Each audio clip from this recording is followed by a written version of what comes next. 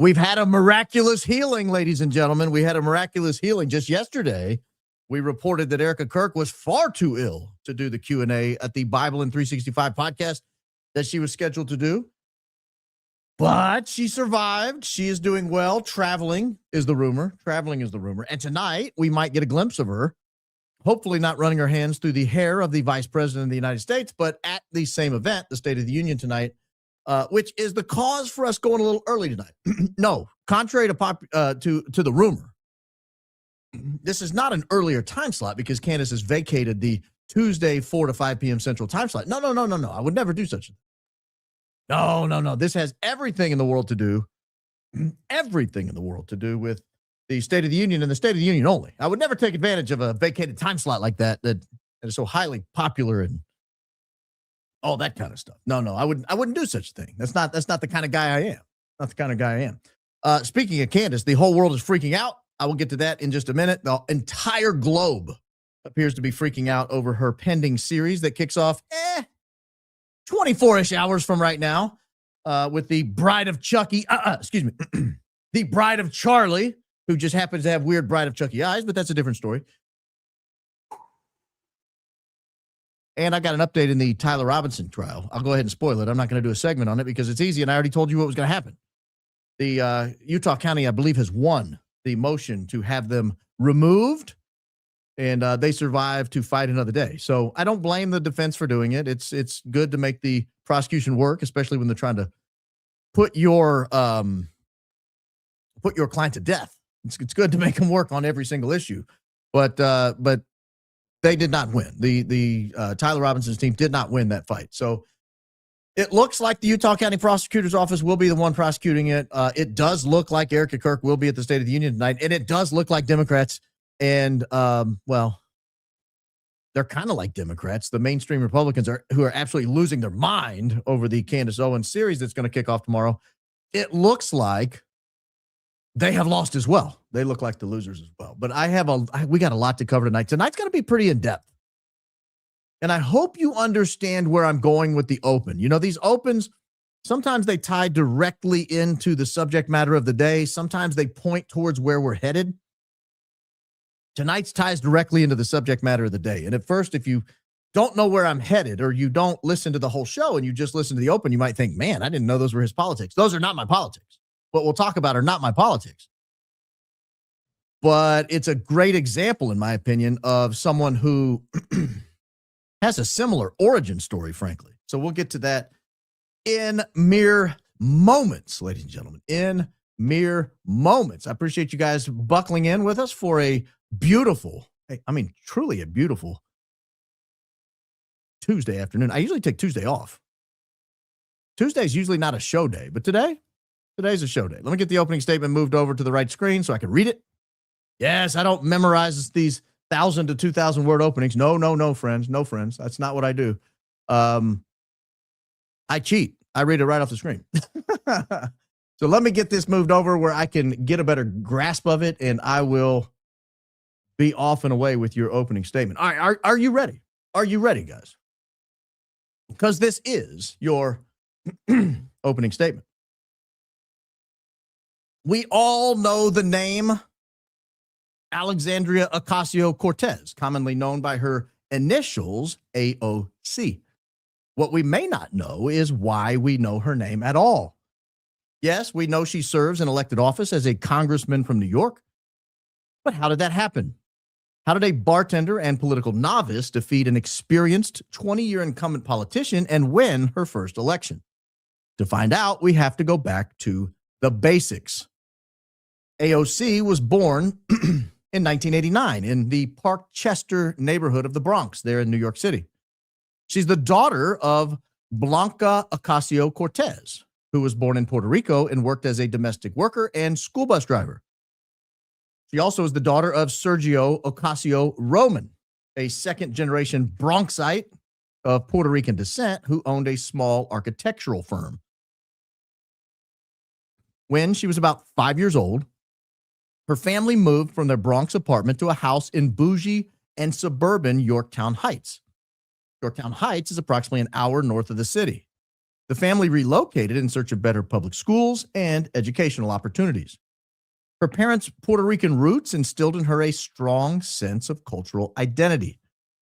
During her early childhood, the family recognized the rising school violence and dropout rates in the Bronx during the early 1990s, and it influenced her parents' decision to prioritize education and relocate to the suburbs. AOC attended Yorktown High School, where, by all accounts, she did excel academically. She participated in science fairs and won second place in the Intel International Science and Engineering Fair for a microbiology project on the effects of antioxidants on the lifespan of roundworms. I don't even know what that means. She graduated in 2007 and went to Boston University, majoring in economics and international relations. At Boston University, she interned in Senator Ted Kennedy's office, focusing on foreign affairs and immigration issues. She credits this experience with giving her firsthand insight into the struggles of immigrant families. Tragedy struck her family in 2008 when her father died suddenly from lung cancer. He was just 48 years old. His death plunged the family into financial hardship during what has come to be known as the Great Recession. AOC graduated cum laude from Boston University in 2011 and returned to the Bronx to help her mother avoid foreclosure. She worked multiple low-wage jobs, including as a bartender and as a waitress. During this time, she founded Brook Avenue Press, which was a publishing firm focused on positive children's literature about the Bronx. She also served as an educational director for the National Hispanic Institute. Despite graduating near the top of her class from Boston University, she lived mostly paycheck to paycheck and dealt with things like student loans, high health insurance deductible, and the realities of living just at or above subsistence levels of income. AOC's entry into politics began rather unexpectedly. During the 2016 presidential election, AOC volunteered as an organizer for Bernie Sanders' campaign in the South Bronx. This gave her first taste of grassroots activism and electoral organizing. She traveled to Standing Rock, North Dakota to protest the Dakota Access Pipeline, an experience she says deepened her commitment to environmental justice and indigenous rights. But the pivotal moment in her career, the reason we all know who she is, came in late 2016. Progressive groups, brand new Congress, and Justice Democrats had launched a nationwide open call for nominations of working class, non-corporate backed candidates who wanted to challenge establishment Democrats. This initiative was described by some as resembling a casting call or an audition process for potential political stars. The groups cast the effort of seeking authentic, diverse voices from outside traditional power structures that could reshape the Democratic Party. But whatever it truly was, AOC's brother, Gabriel, nominated her without her knowledge, supposedly, by submitting her name alongside over 10,000 other entries. The groups aimed to recruit candidates who supported progressive policies like Medicare for All, the Green New Deal, and they wanted people who would reject corporate PAC money. The groups liked what they saw in her bio. She was contacted shortly after Christmas of 2016 by Justice Democrats. She underwent phone interviews and video calls where she impressed the organizers. At the time, she was still bartending and claims to have been initially hesitant, saying she viewed the nomination as a long shot rather than a direct commitment to run for Congress. After a dinner meeting with BNC founders in Manhattan, she decided to pursue the opportunity.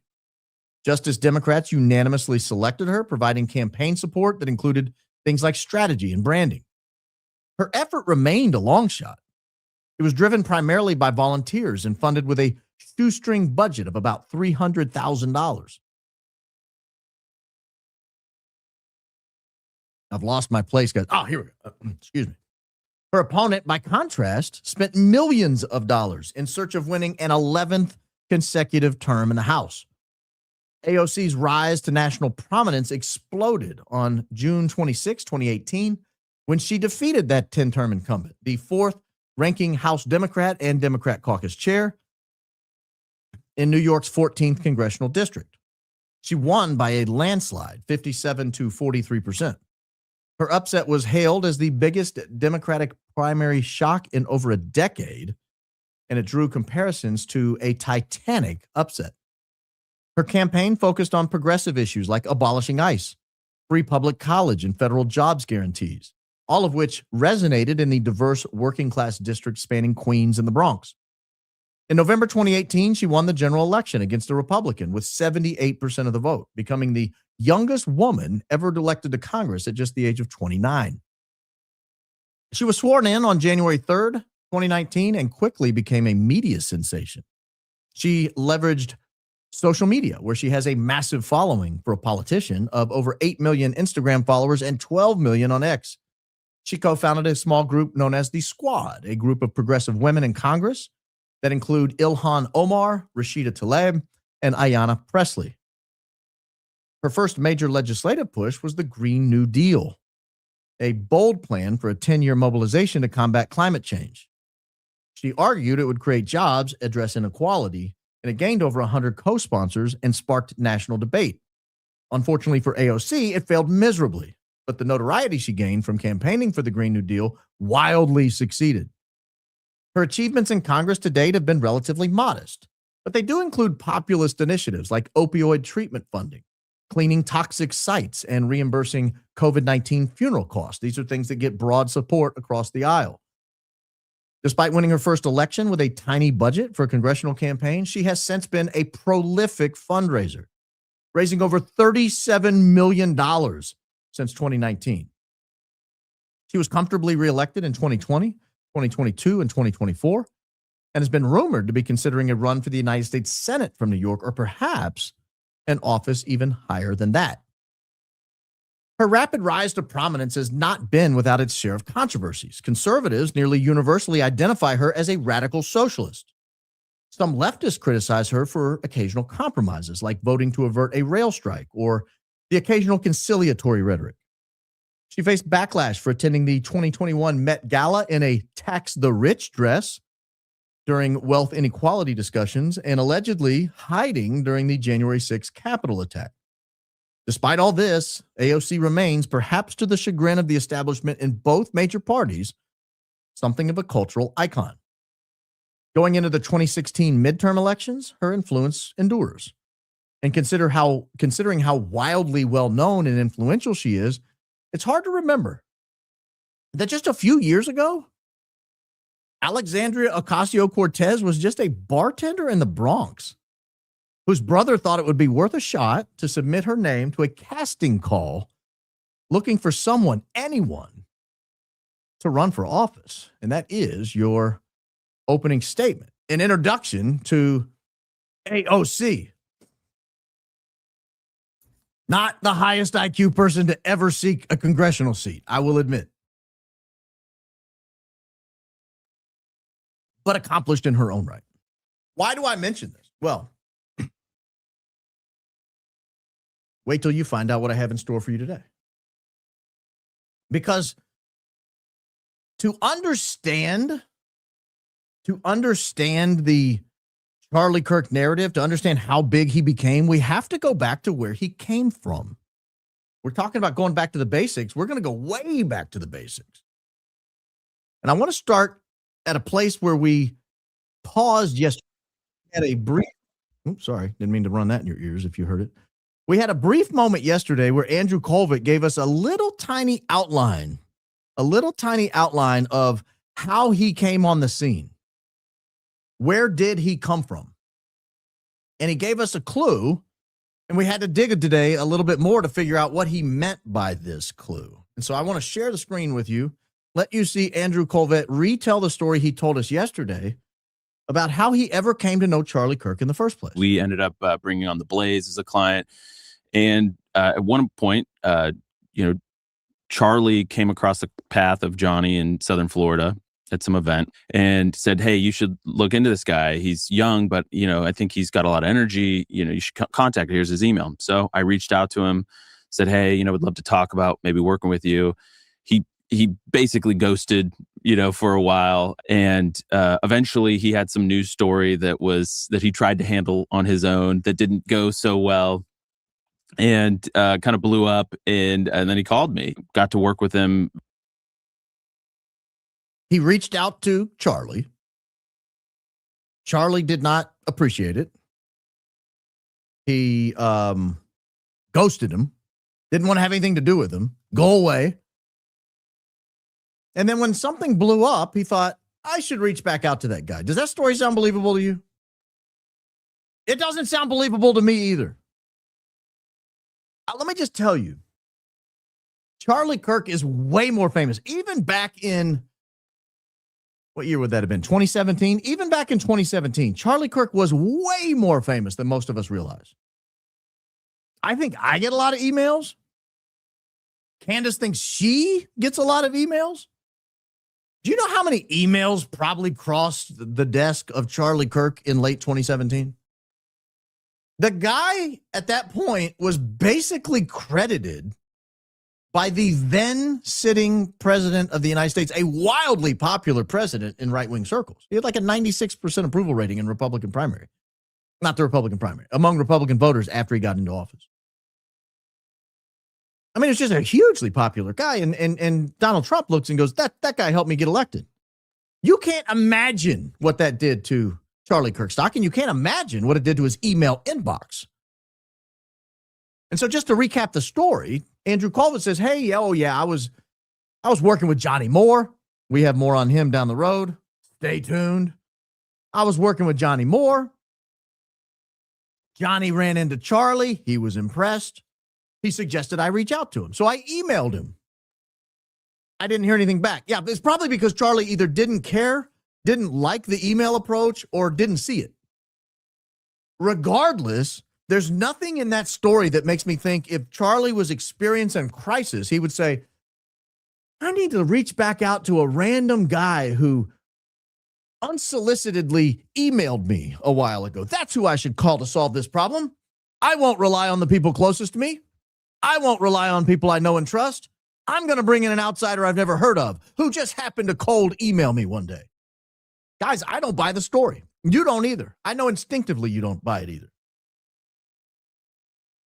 But I can't help but be drawn back to this video we've watched now on this program several times. Because when Andrew met Charlie or when Charlie met Andrew story reminds me a lot, frankly, of the when Charlie met Bill story. I can't get away from this story. I think we've got a little more on this story today, a little more than we knew prior to today.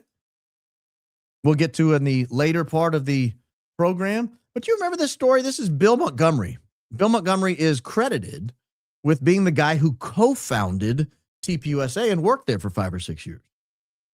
This was his story of how he came to meet Charlie Kirk. Again, it's the darndest thing. Everybody just happens into Charlie's life. Bill just happened to cross Charlie. Andrew just happened to cross Charlie because Johnny happened to cross Charlie. Erica Kirk just happened to cross Charlie. Charlie must be the luckiest guy in the world. All these people that turned out to be extremely influential in his organization just happened upon him completely unexpectedly. But this is Bill's version. You guys don't know this is Bill Montgomery. You guys know Turning Point? I know you guys know Turning Point. They're doing remarkable work out there on the campuses.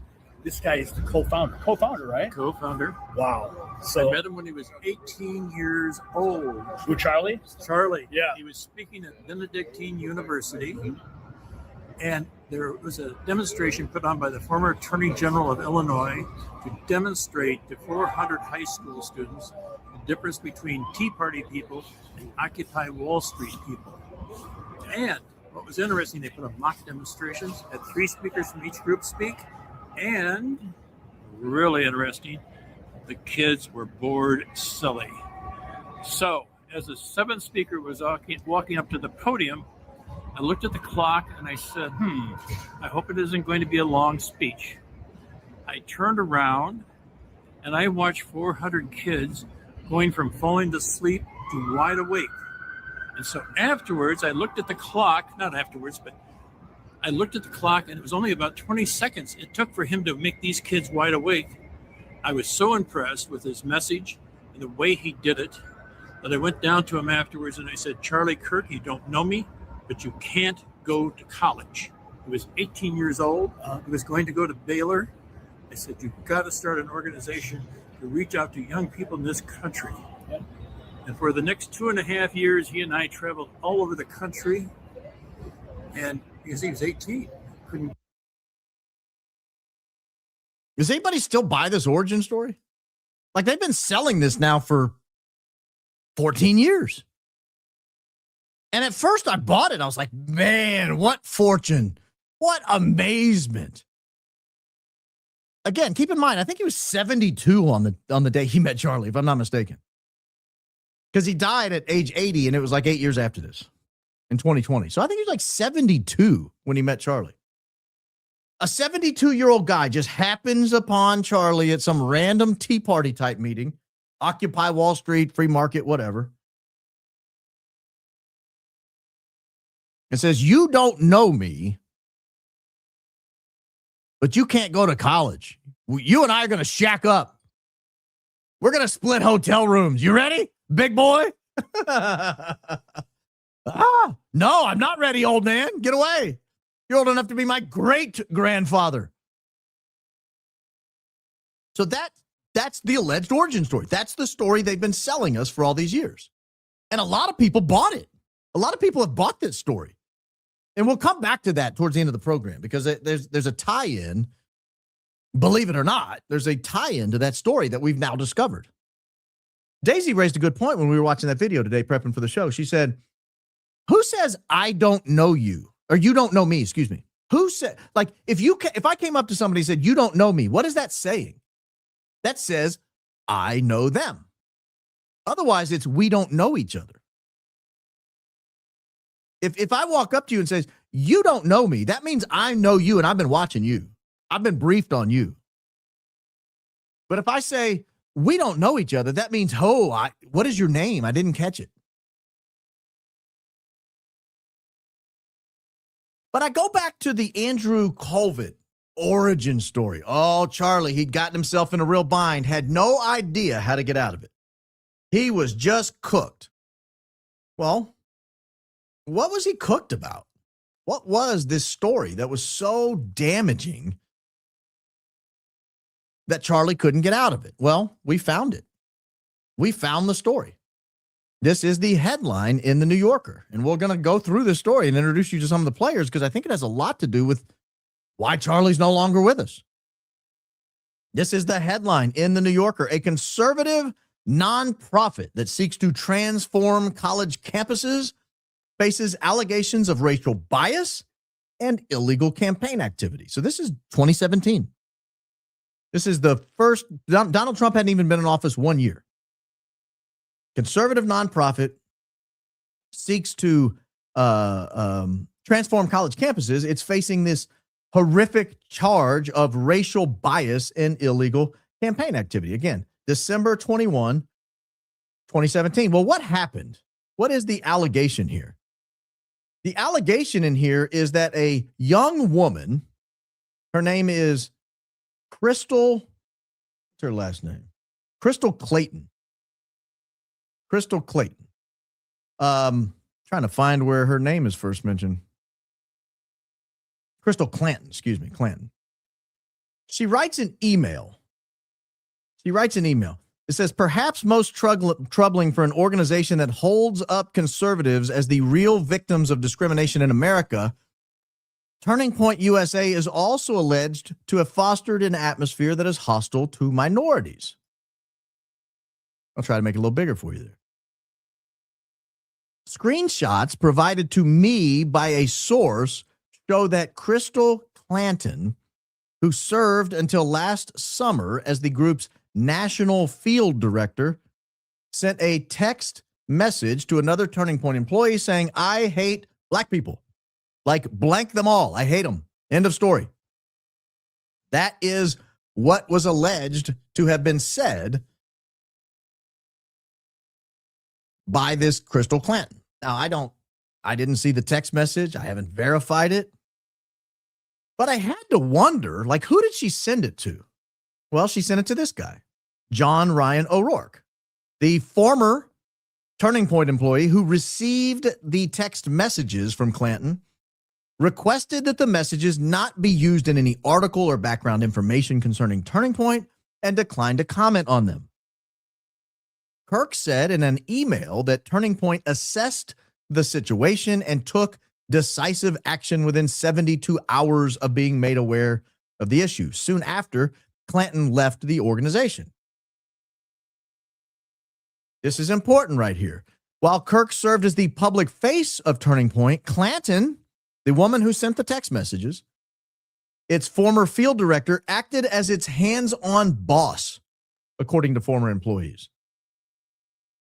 In a 2016 book that Kirk co-authored with Brent Hamachek, he called her integral to the success of Turning Point while effectively serving as its chief operating officer.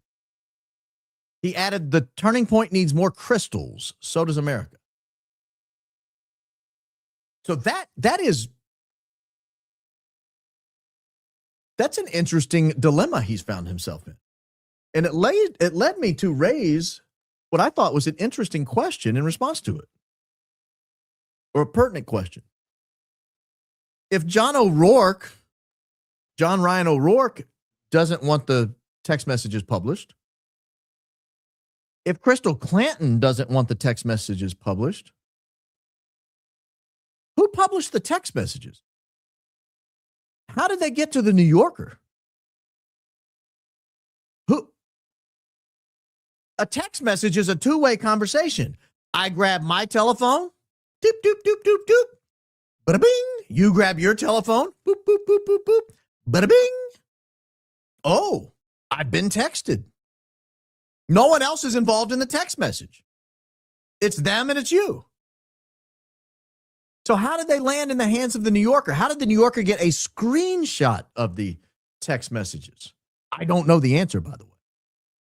But there may be some clues, perhaps, or at least some things we can speculate on. There's some things that I certainly wonder about in response to reading that story. For example, it said in that article that Charlie Kirk viewed her as the number 2 person at Turning Point, and that she operated as the chief operating officer. Well, who do we know? Who else do we know operated as the chief operating officer at Turning Point? Well, let's go back and find out a little bit about the early days of Turning Point. Here is a bio of one person who might know a little bit about the chief operating officer position at Turning Point. Here's Tyler Boyer. Let's introduce you to Tyler Boyer. He joined Charlie Kirk at Turning Point Turning Point USA in 2015. Later becoming the chief operating officer, overseeing the largest and most impactful field program. Well, ladies and gentlemen, Crystal Clanton was the national field director. She oversaw the field program. Charlie Kirk said she was like the chief operating officer, even if she didn't hold the title. That's what he considered her, the number 2 person at the company. It's funny that as soon as she leaves, Tyler Boyer gets the position. Well, do we have anything else maybe? When did he become the chief operating officer of Turning Point USA? Surely it's not related, right? Oh, no, actually, it is very related. Here's Tyler Boyer becoming the organization's chief operating officer in 2017. Keep in mind, it had to be very late in 2017 because as of December 2017, when the article comes out, he wasn't yet the chief operating officer. She was like the chief operating officer.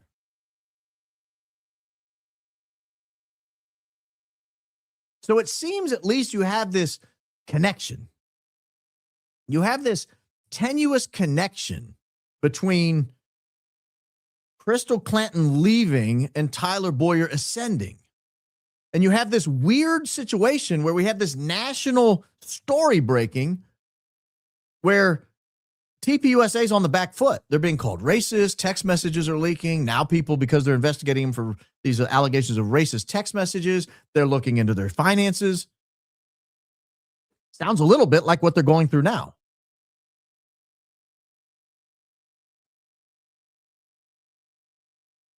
Well, do we have any other evidence of how things were structured at the time? As a matter of fact, we do. Because we can go back to their website as it existed in late 2016, October of 2016. Here is what their website looks like. And you'll see here, Charlie Kirk and Bill Montgomery occupy the top two spots. That old man that you heard from at the beginning there, well, that was Bill Montgomery. He's the senior advisor at headquarters. They were headquartered in Illinois at the time, by the way. And then you have Charlie Kirk, the founder and executive director at headquarters. And then the next person on the list is Crystal Clanton, the national field director, overseeing the field director opportunities. Well, surely if Tyler Boyer was about to ascend to COO, he should be right here at the top, right? Well, let's scroll. Who else do we see here? We got Thomas Hearn. That's not Tyler Boyer. He's not on this line. We see Jake Hoffman. That's a name we recognize. Stay tuned for that. He's not there. We have Ron Feingold, Israel Outreach and Engagement Director. Nope, that's not Tyler Boyer. We have Rebecca Zilke. No. What about the Hypeline staff? They get the next billing here. Carolyn Stout, Stephen Rowe, Julio Rosas. No, not there. What about the regional directors? This seems to be the next most important group of people. Morgan Burgoon, Tex Fisher. Tell me Tex Fisher doesn't sound like a guy you don't want to mess with. Like when Tex Fisher walks in, he's got music, it goes, doodle-doo, wah, wah, wah. Every time he walks in any room, he goes to the bathroom, doodle-doo, wah, wah, wah.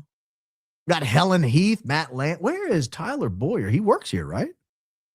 Brandon Schubert, Joanna Rodriguez, Devin Mirsky, Alana Mastrangelo. Where is he? Field team? Is he the field team? No. Emily Perry and Andrew Cipher. This is weird. Where is this guy? I mean, we're getting down to the nitty gritty here. Anybody see Tyler? Oh, Tyler, where are you? Where is he? Thomas Tullis? That's not Tyler, but it starts with a T. No, not down here. Are you on the website anywhere? Oh, here we go. All the way down at the bottom of the screen. Tyler Boyer, National Victory Director, whatever that means. He's not the National Field Director or the COO. That belongs to Crystal Clanton. So you have to scroll all the way down to find young Tyler at the time. He's not up here on the top line with the important people. Where else can we look for evidence of how everything shook up after the crisis in 2017? Well, let's go to the 2018 version of TPUSA. This is February of 2018. This is just 2 months later. 2 months after that article comes out, we've got a new look at the TPUSA website. Surely it'll give us some. Well, there he is, Tyler Boyer, Chief Operation Officer, and Jake Hoffman, Media and Communications Consultant, and Charlie Kirk. Guys, those are the only three people on the page anymore. Everybody else is gone. They've totally revamped the page. They got rid of everybody. Not got rid of everybody. I'm assuming they still work there. But they're not on the website anymore. Oh, no. Man, that was a big reveal, too. Let me scroll back up so you can get the whole effect. Oh, here we go. Let me start them. Cut. Action. Lights. Audio speed. Action. Look at the website here. Surely we have all kinds of people. There's Tyler Boyer and Jake Hoffman and Charlie Kirk and nobody else. Every other person has been removed from the website. The only three people that remain are the three important people. Charlie Kirk, Tyler Boyer, Jake Hoffman. Tyler Boyer has become the Chief Operational Officer. So there's that old who benefits, right? Who benefits? Who benefited from the crisis of Crystal Clanton? It wasn't Crystal Clanton. She was nationally labeled a racist and run out of town on a rail. It wasn't John Ryan O'Rourke. He's a former TPUSA employee. He didn't survive either. No, it wasn't either one of them. Neither one of them would have an incentive to be branded as racist nationally. Participating in racist communication. No, not those two. But Tyler Boyer seemed to sure benefit. Now, but Baron, are you suggesting Tyler Boyer manufactured a crisis by releasing text messages? A screenshot of text messages? And that crisis would become so large that they would have to go out and employ Andrew Kolvet and bring him in to manage the operation, to manage the PR, to manage the fallout? Well, we've seen it again after this. We saw a text thread that Andrew Kolvet was on that was screen capped and leaked and shared with the media. And it created a crisis at TPUSA that he had to solve. You remember? I've left with no choice but to leave the pro-Israel cause. You remember that? It sounds a little like 2.0. It sounds a little bit like, hey, wait a minute. I've seen this. I've seen this one. This is a rerun. Seems a little bit like it's a rerun. Now, real quickly, I gotta show you the irony of this whole thing. There's irony in this, ladies and gentlemen.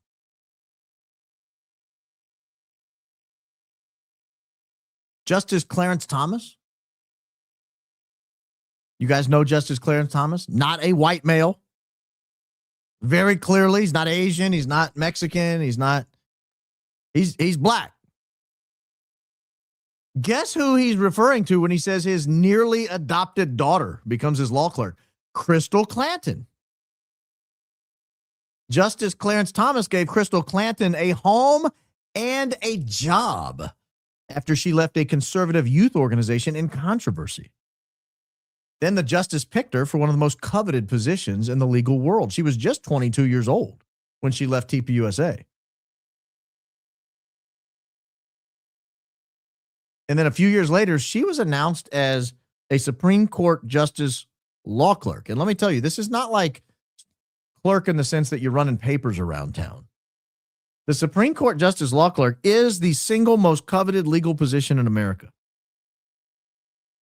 You basically write your ticket for the rest of your life. When you leave the Supreme Court Justice law clerk position, every single major law firm in America wants to hire you. Every one. And they don't want to hire you to like shine shoes. They don't want to hire you to carry briefcases. You become an integral part of their appellate program. You might leave and make $500,000 or $600,000 year one. And it goes up from there.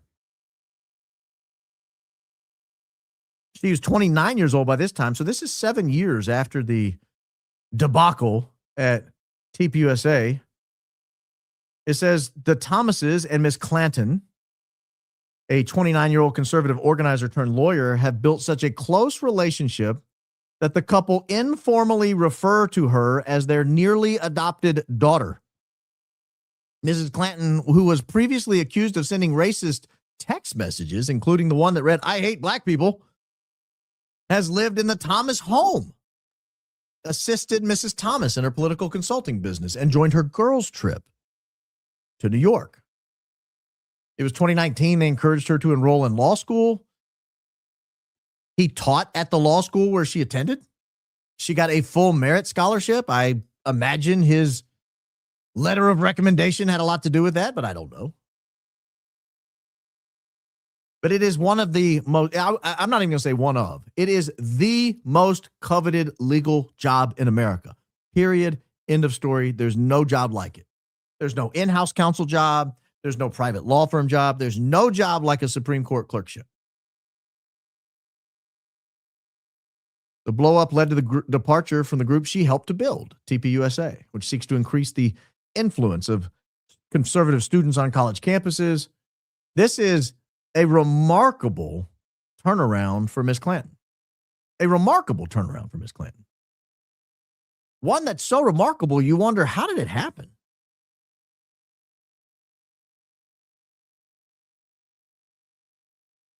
And I can't help but think it wasn't It wasn't an organic problem that developed. Yes, I'm suspect enough, particularly now what we know about Charlie Kirk. I'm suspect enough to believe that Charlie Kirk has had these people around him his whole life. And they've used him and manufactured crises and everything to gain further control of his organization. Johnny Moore wants to get in good with Charlie Kirk's group. Andrew Kolvet works for him. Hey, Andrew, make a pass at him. They introduce. It doesn't go anywhere. Well, we'll get him on board. We'll get in there. Quick, manufacture crisis. Boof. He still hasn't called. Have somebody on the inside manufacture a bigger crisis. They'll call. Get somebody on the inside to say, you know what? You remember that guy that emailed us? We need to call him. Maybe that was Tyler Boyer. I don't know. Tyler Boyer said he built the entire structure. I think he takes credit for bringing Andrew in. He takes credit for bringing everybody else in. I want to go back to this Bill Montgomery story for just a second.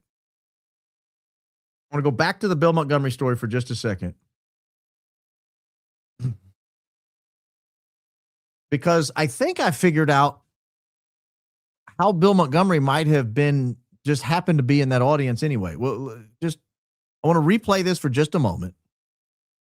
And then I want to run through a thought experiment based on some news on how Charlie Kirk ended up in that auditorium and how Bill Montgomery might also have ended up in that auditorium. So let's go back to the story just to refresh ourselves. Difference between Tea Party people and Occupy Wall Street people. And what was interesting, they put on mock demonstrations, had 3 speakers from each group speak, and really interesting, the kids were bored silly. So, as the 7th speaker was walking up to the podium, I looked at the clock and I said, I hope it isn't going to be a long speech. I turned around and I watched 400 kids going from falling to sleep to wide awake. And so afterwards, I looked at the clock, not afterwards, but I looked at the clock and it was only about 20 seconds it took for him to make these kids wide awake. I was so impressed with his message and the way he did it that I went down to him afterwards and I said, Charlie Kirk, you don't know me, but you can't go to college. A couple things in this story. So when you examine liars for a living, things jump off the screen to you when you hear them tell a story. One thing is, does anybody believe that 7 years later, Bill Montgomery remembers, well, I looked up at the clock. He was the 7th speaker. I remember thinking, I hope he's not boring. And then after he got going, I looked back at the clock and, oh my goodness, only 20 seconds had passed. It felt like hours. He was so captivating, Charlie Kirk was. I don't believe any of those facts. I believe he has told this story to himself in the mirror so many times he might believe it, but it's not true. There's no way this 80-year-old man remembers 7 years prior, it was supposedly before he had this awe-inspiring revelation about how great Charlie Kirk was. There's no way this guy remembers, well, I looked at the clock. And then I looked away from the clock. And I was captivated. So I looked at the clock again to see, how long have I been captivated? Oh, I was only captivated for 20 seconds. That's very captivating. That's amazingly captivating. Other people must know about this captivation. I got to go to Captain Captivating. Have him captivate other people with me, of course, in a hotel room on the road. Just the two of us. In my 70s. And he's 18. We'll share a bathroom. I don't know. I'm not cheesing. I'm not suggesting he's a skeezy old man. I don't know him. Nobody knows him. That's the point. He's basically a ghost. Daisy found a list of jobs he allegedly held. I mean, he was basically just an odd jobs guy bouncing around, doing random stuff. But there was one other fact in there that I thought either wasn't true or was a setup from the beginning. It was that they supposedly had this presentation of the difference between Tea Party people and Occupy Wall Street people. Well, Charlie Kirk certainly wasn't an Occupy Wall Street person. He was a free market economics guy. He, So he's not Occupy Wall Street. So is he Tea Party? Well, if he's Tea Party and you had 3 people from Tea Party speak and 3 people from Occupy Wall Street, why is there a 7th person speaking? It's almost like he was added on at the end. It's almost like they planted him there. Well, let's go and walk through this with me. This is going to take a little bit of speculation. I like to let you guys know when I know something is a fact and when I'm speculating. And I'm telling you right now, there's a little speculation in this, but I think it's speculation based on educated guesses of how the world works. While researching for this program, I found this random tweet. This is Joel Pollak. You guys may not know who he is. He's currently the opinion editor at the California Post.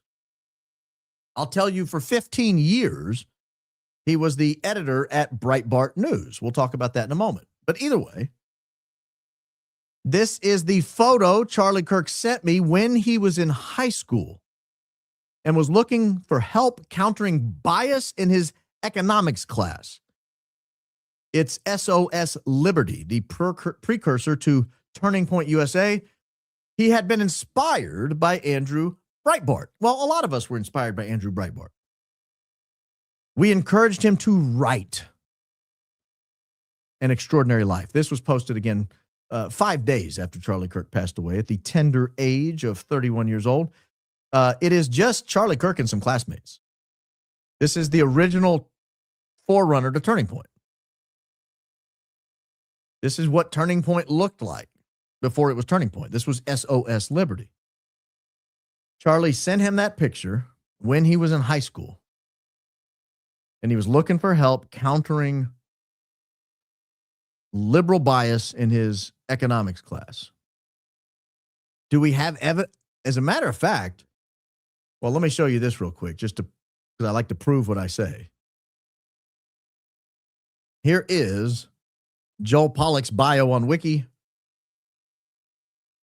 Pollak was asked by Andrew Breitbart to become the in-house counsel at Breitbart News, and Pollak moved to California. 2011, he also became the editor-in-chief of the website. He left Breitbart in 2025. He was there 15 years, basically, 15 almost full years. So we have Charlie Kirk as a high school senior reaching out to Breitbart, Breitbart.com, Breitbart News, because he was inspired by the life of Andrew Breitbart.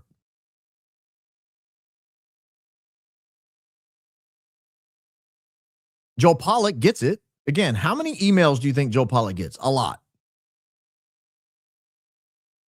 Hundreds, thousands a day. He took time to respond to this one. Not only did he say, I want to read this, and he actually read it, but he read it and formulated a response and said, why don't you write something about it? That means Joel Pollak took an interest in him. And if Joel Pollak took an interest in him, it probably didn't wane right away. Probably not one of those where he's like, oh, write a piece about it, and then forgets his name exists. No, in fact, we know that's not what happened because we have the article. We have the article that Charlie Kirk wrote, his first publication way back in 2012. I'll pull this up.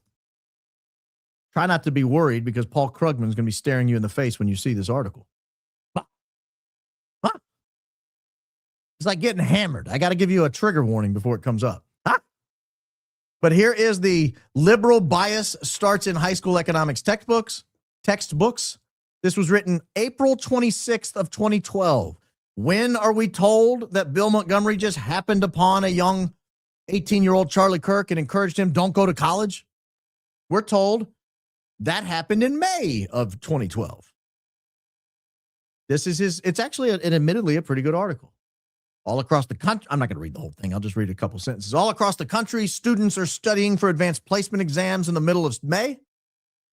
Students in AP economics are taught with Krugman's Economics for AP, adapted from Paul Krugman and Robin Wells' Economics. Our public education system, supposedly one without bias, a place where any student can come and learn without any form of partisanship. Instead, our classrooms are slowly becoming political lecture halls with teachers being pawns to further the doctrine of liberalism and equality. And you see here at the bottom, oops, screwed that up, sorry. Charlie Kirk is a high school senior and will be attending Baylor University in the fall. He is the co-founder of SOS Liberty. So he emails Joe Pollock. He might be alive today had he not emailed Joe Pollock. Joe Pollock responds and says, you should write a piece about your position. He might be alive today, Charlie Kirk might, if he didn't write the piece in response. Joe Pollock reviews the piece, and it gets published in Breitbart. Charlie Kirk might be alive today if it did not get published in Breitbart. Here are some of the comments. I thought those was so fascinating reading these comments. Let me show you some of these.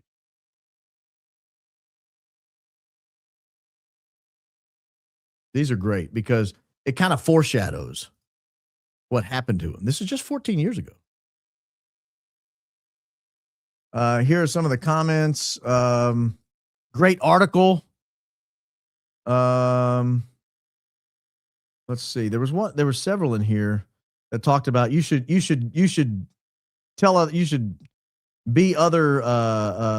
influential or be known or something like that. Hey, high school senior, well done, Charlie. Keep it up. Oh, he did. He kept it up. He kept it up. Thank you. Please check out our entire youth-led conservative movement. And then he links to their Facebook page. That's a dead link now. I just want to take a moment and thank Charlie Kirk for his contribution of this article and wish him the best as he pursues his college career next year. Well, had he gone to Baylor, he'd probably be alive. We all probably wouldn't know who he is, but he'd probably be alive. This is really fascinating to go through and read these. I'm not going to sit here and read them all, but nice work, Charlie. Be brave. Don't be afraid to speak up and keep your peers in check. Oh, he did. He did. This is a well-written and researched article. And then, obviously, people have later discovered this. R.I.P. to a great one. God rest his soul. But I found it fascinating because it's confirmation of the beginning of the origin story. But how does this article relate to Bill Montgomery happening on the scene? Well, we've got that as well.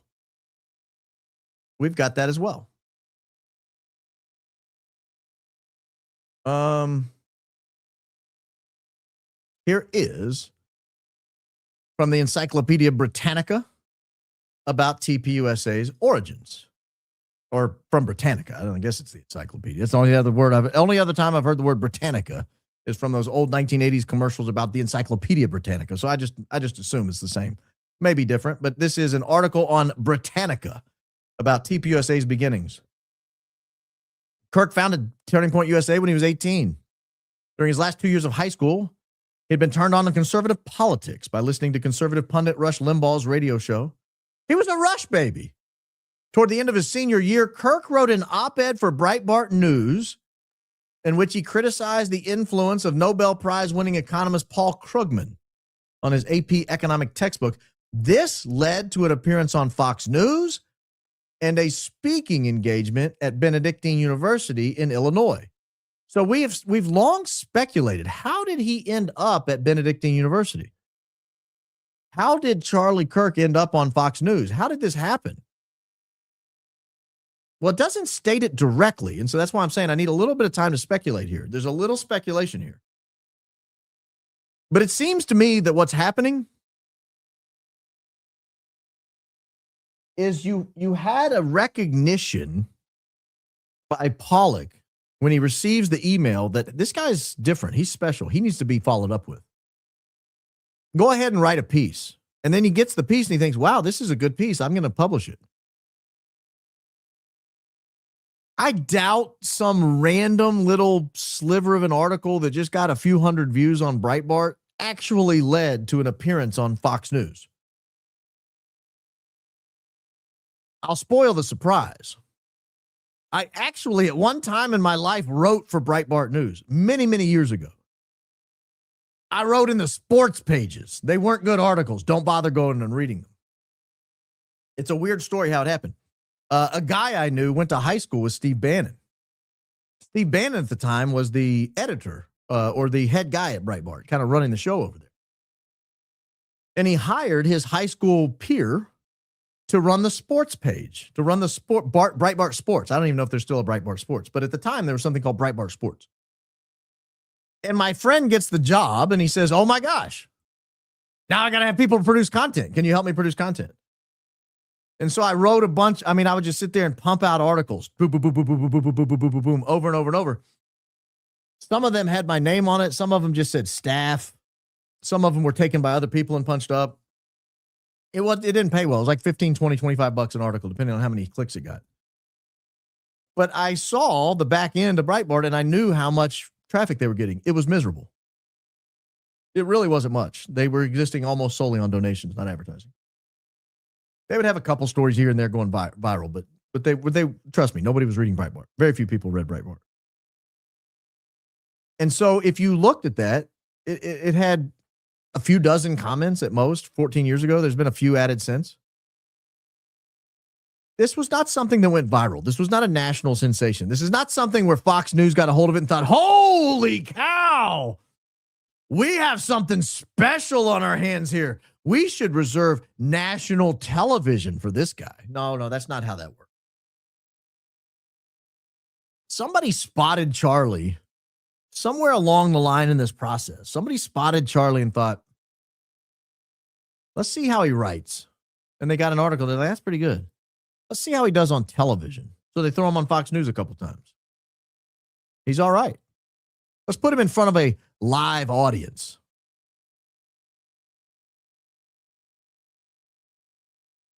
So he goes to Benedictine College. They threw him on the set. They already had 3 and 3. Throw a 7th one in there. It's close to his house. Let's see how he does in front of college kids. Apparently did okay. And it's not much of a speculatory jump for me to say, we got to wow him. Send in Bill Montgomery. Because I can't for the life of me figure out why Bill Montgomery was a couple hours from his home at Benedictine College in Illinois, watching a bunch of college kids give speeches to college kids. And man, again, he was 72 years old.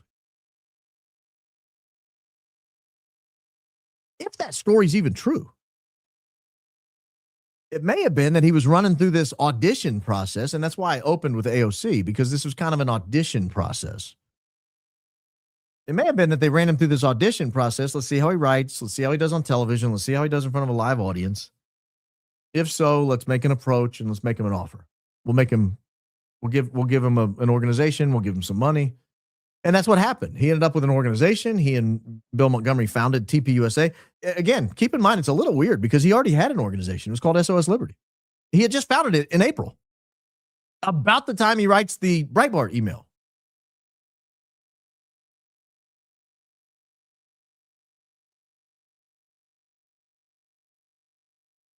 And if you go on in the Britannica article here, you can see that after his speech, Bill Montgomery, then a 71-year-old, I keep calling him 72. I apologize, Bill. I'm not trying to age you.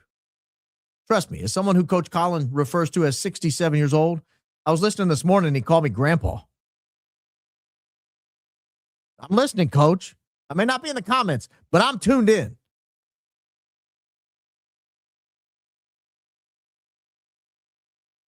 As an almost 71-year-old myself, I do feel bad adding an extra age to you. But then a 71-year-old restaurateur and Tea Party activist approached him and urged him to start spreading his conservative views on college campuses instead of attending college himself. Kirk's father reportedly came up with the name Turning Point USA. And Montgomery registered the organization in July of 2012. Well, why didn't Kirk's father come up with that name when they came up with the SOS Liberty, which is admittedly a ridiculous name? Where was Rob Kirk when they were coming up with the name SOS Liberty? Why wasn't he in the room saying, I got a better name? Let's call it TPUSA. Let's call it Turning Point USA. That August, at the Republican National Convention in Tampa, Kirk met Foster Friess an investment banker, well-known donor to conservative causes. Kirk told Freeze about TPUSA, describing it as a conservative counterpart to the liberal activist group MoveOn.org. A few days later, Kirk received a $10,000 check from Freeze in his parents' mailbox.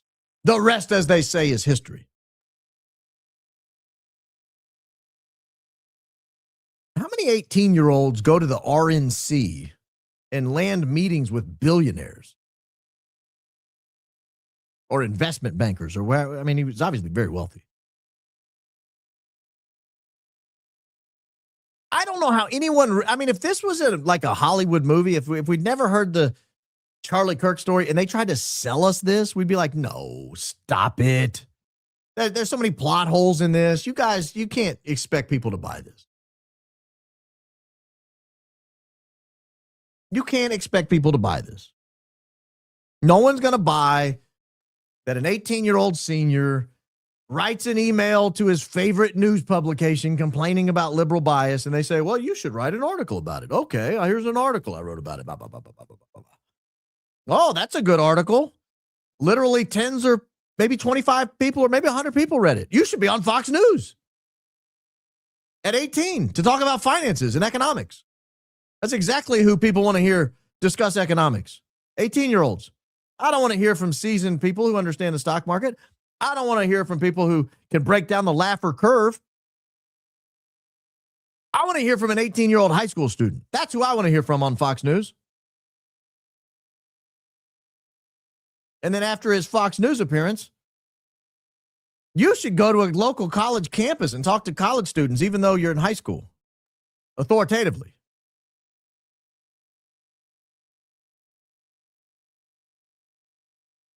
And after that, we'll found an organization and we'll have no money. And your dad's going to be totally cool with you not going to college and traveling the country with a 71-year-old. He'll even pick a cool name like Turning Point. What do we know about Breitbart, the organization that seemed to have kicked this whole thing off? What do we know about Breitbart? Breitbart News Network was born in the USA but conceived in Israel. That's Andrew Breitbart right there on the top left. That's the Antichrist right there at the bottom. I mean, that's Benjamin Netanyahu right there at the bottom.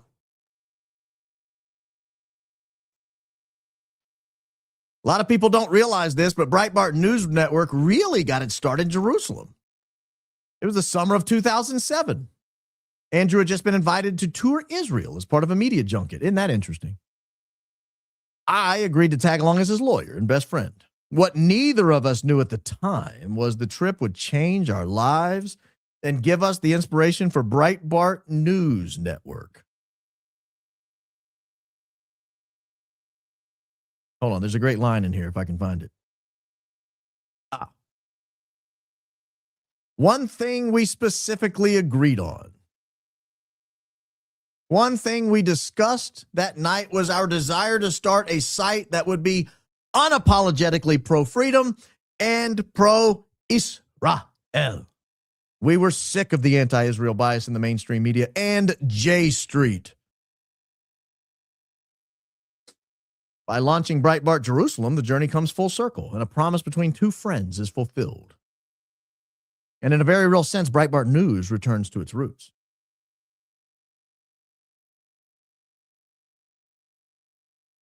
So Charlie Kirk just happened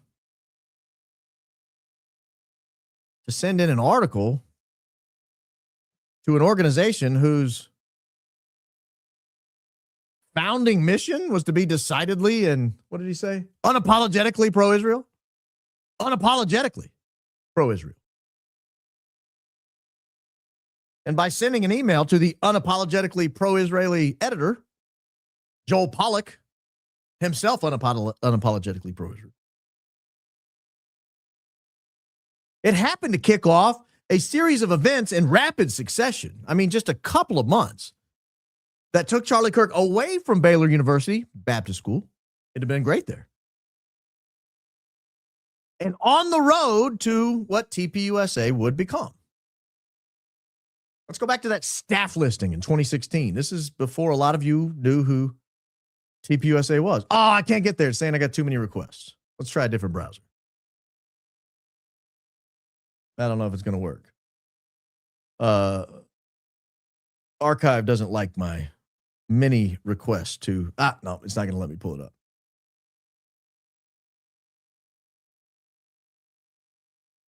Well, that's unfortunate. If you would have let me pull it up. Oh, I did. I pointed it out. You could roll back and see it. There was a guy on staff at the time in 2016 when I pulled up that list. His name was Ron Feingold. I don't remember his exact title. It was Israeli coordinator or something, Israel coordinator. And he what he did was he would go to campus and he would do things like this.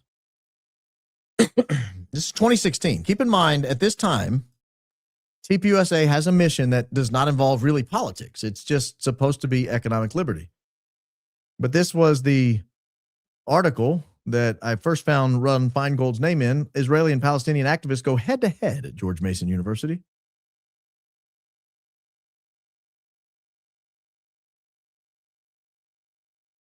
And we have here, as for the demonstration, it was judged a victory for free speech. When no one else wanted to go up against the SJP and their reputation to intimidate and silence opinions not their own, said Jordan Miller, Virginia field director at Turning Point USA, our organization was happy to empower, organize, and mobilize a large group of people to show SJP that they don't get to control the Israeli-Palestinian narrative. Ron Feingold, this was the guy on the 2016 staff list I was telling you about. Here's his title. Director of Israel Engagement and Outreach at Turning Point USA, affirmed those that attended SJP's national conference now know that if they choose to continue to try to silence Jewish and pro-Israel communities, they will have organized and empowered activists standing up to their hate. I got a serious question here. What the hell does this have to do with Charlie Kirk's founding mission of economic liberty for all? Charlie Kirk founded an organization, said, we're going to focus exclusively on economic liberty. You can go back. I've got too many web requests in on the archive page today, apparently. But if you go back and you look at their page, the TPUSA homepage, it'll always give you an about the mission. And they always say things like, we're not going to be political. We're only going to focus on economic liberty. We're only going to focus on free market economics. Not only,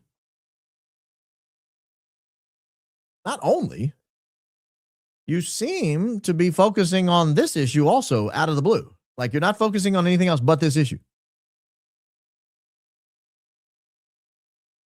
And it just was it's a really weird set of events. You put it all together and you think, I don't think Charlie's origin story is right. I don't think it's accurate. None of this makes sense to me. I don't buy for a second anymore that Charlie Kirk just happened to be found and discovered at Benedictine College. I think he was placed there, just like he was placed on Fox News, just like he was placed in Breitbart's editorial pages. I don't think Bill Montgomery just happened to show up. I think he was placed there. I don't know who placed him there. Maybe we'll figure that out one day. We're going to continue to research this. We keep looking into it. Every time I look into it, we discover more facts about it. Every time we look into this, it's like, there's another fact. There's another fact. There's another fact. And I can't help but place it in the broader context of what was happening. It grew, it nurtured, and it got to a point where they thought, all right, now we got to take over. That's when Crystal Clanton had to go. And that's when Tyler Boyer had to become the chief operating officer. And at that point is when he's like, we should move to Arizona. We should get away from our roots in Chicago and we should go to Arizona. And it was the next year later when they thought, I know who should apply to work here. Erica Franzwe. Erica Franzwe. We're going to bring her in to work here. And Charlie just happened, the story, Charlie just happened to be just captivated by her diabolical Bride of Chucky eyes, I guess, and was just captivated and thought, you know what? I don't want you to work here. I want to date you. That's what I want to date you. And the rest is history. He's dead. I don't mean to sound morbid here, but my husband's dead. That's how it ended. He'd outlived his usefulness. But when you know how it started, you know how it started with Breitbart, that was started in Jerusalem. When you realize how it was started, now think of how much more damning the end was. Now think of how much more damning that final interview the day before he died that we played last night, or at least played a clip of it last night with Ben Shapiro. Think of how much more devastating that interview was. Think of how much more devastating it was where Charlie had come on the issue of our greatest ally. I'm left with no choice but to leave the pros of your cause. Buddy, the pros of your cause is the only reason you're here. That's the only reason anyone knows your name, son. Don't get out over your skis. As Bill Cosby said, I brought you into this world, I can take you out.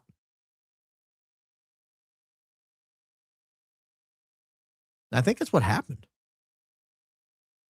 I think the more we go back to the basics, the more we look at the concrete realities of what was going on the ground on the day Charlie Kirk was first discovered,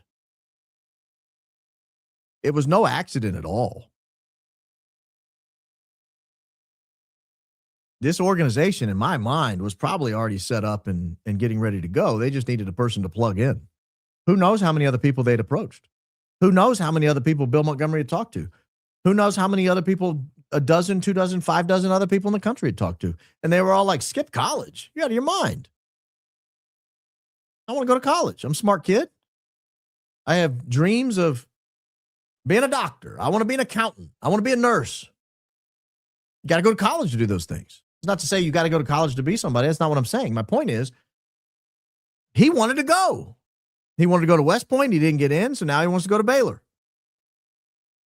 And if you remember, we pulled up his Facebook page where he said, even after TPUSA was founded, 2, 3, 4 weeks, 5 weeks later, somebody said, where are you going to college in the fall? He said, I'm going to Baylor. This fall, I'm going to Baylor. That's not at all consistent with his origin story. The myth of the Charlie Kirk TPUSA origin story is full of holes. Again, if you pitch this to Hollywood, they'd say your plot sucks. No one's going to see this. They're going to go right through it.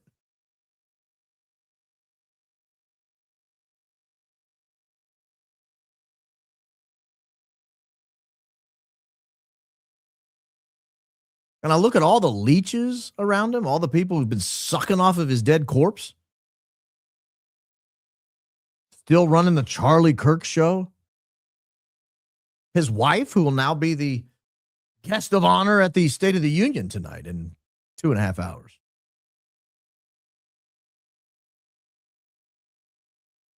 Tyler Boyer, Andrew Kolvet, Blake Neff, Mikey McCoy, Rob McCoy.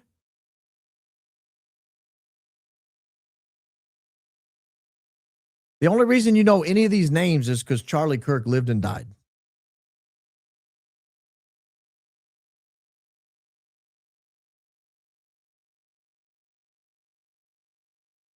And I get this question all the time. The number one question I get is, who done it? Who do you think did it?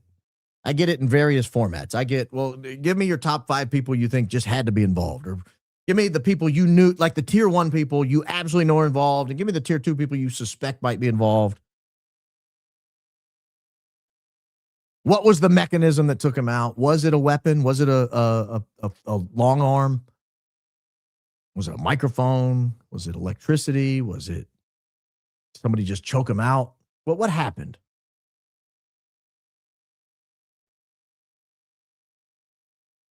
And I'll tell you what happened. He went to work for these people. That's what happened. That's what took him out. It was only a matter of time and when it was going to happen. He went to work for these people and he didn't check his conscience at the door. And when a series of facts, when the political realities started showing up and he could no longer support it, he had to go. That's what happened.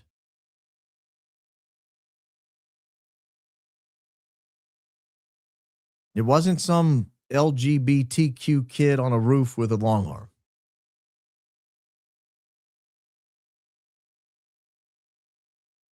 His entire career was birthed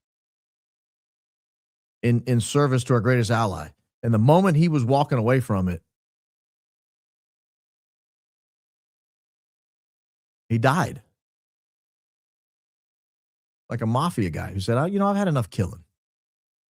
I'd like to go do an honest job. Well, good luck. Good luck.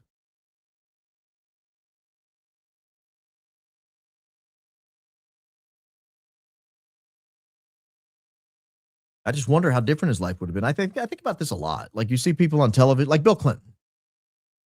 What if Bill Clinton had not run in his 20s and become governor? What if he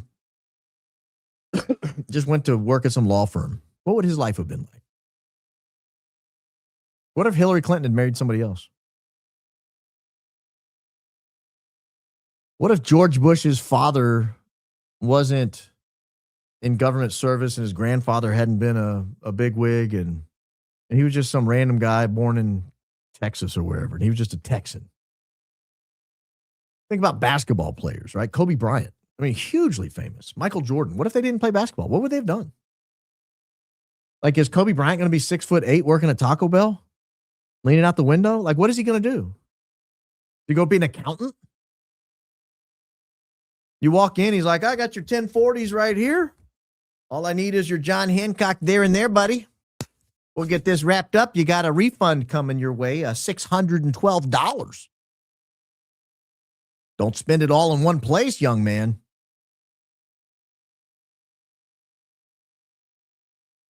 And what if Charlie Kirk hadn't sent that email to Joel Pollack at Breitbart.com? He wouldn't have written the article. He wouldn't have gotten on Fox News. He wouldn't have been at Benedictine College. He wouldn't have been approached by Bill Montgomery. He wouldn't have foregone college to start this youth organization, travel the country with a 71-year-old man.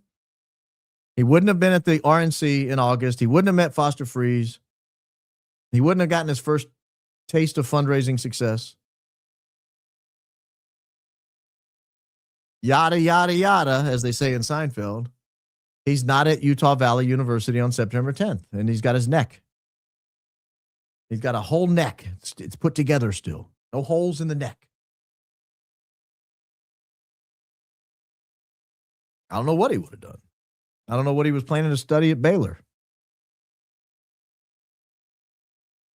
I don't know. I just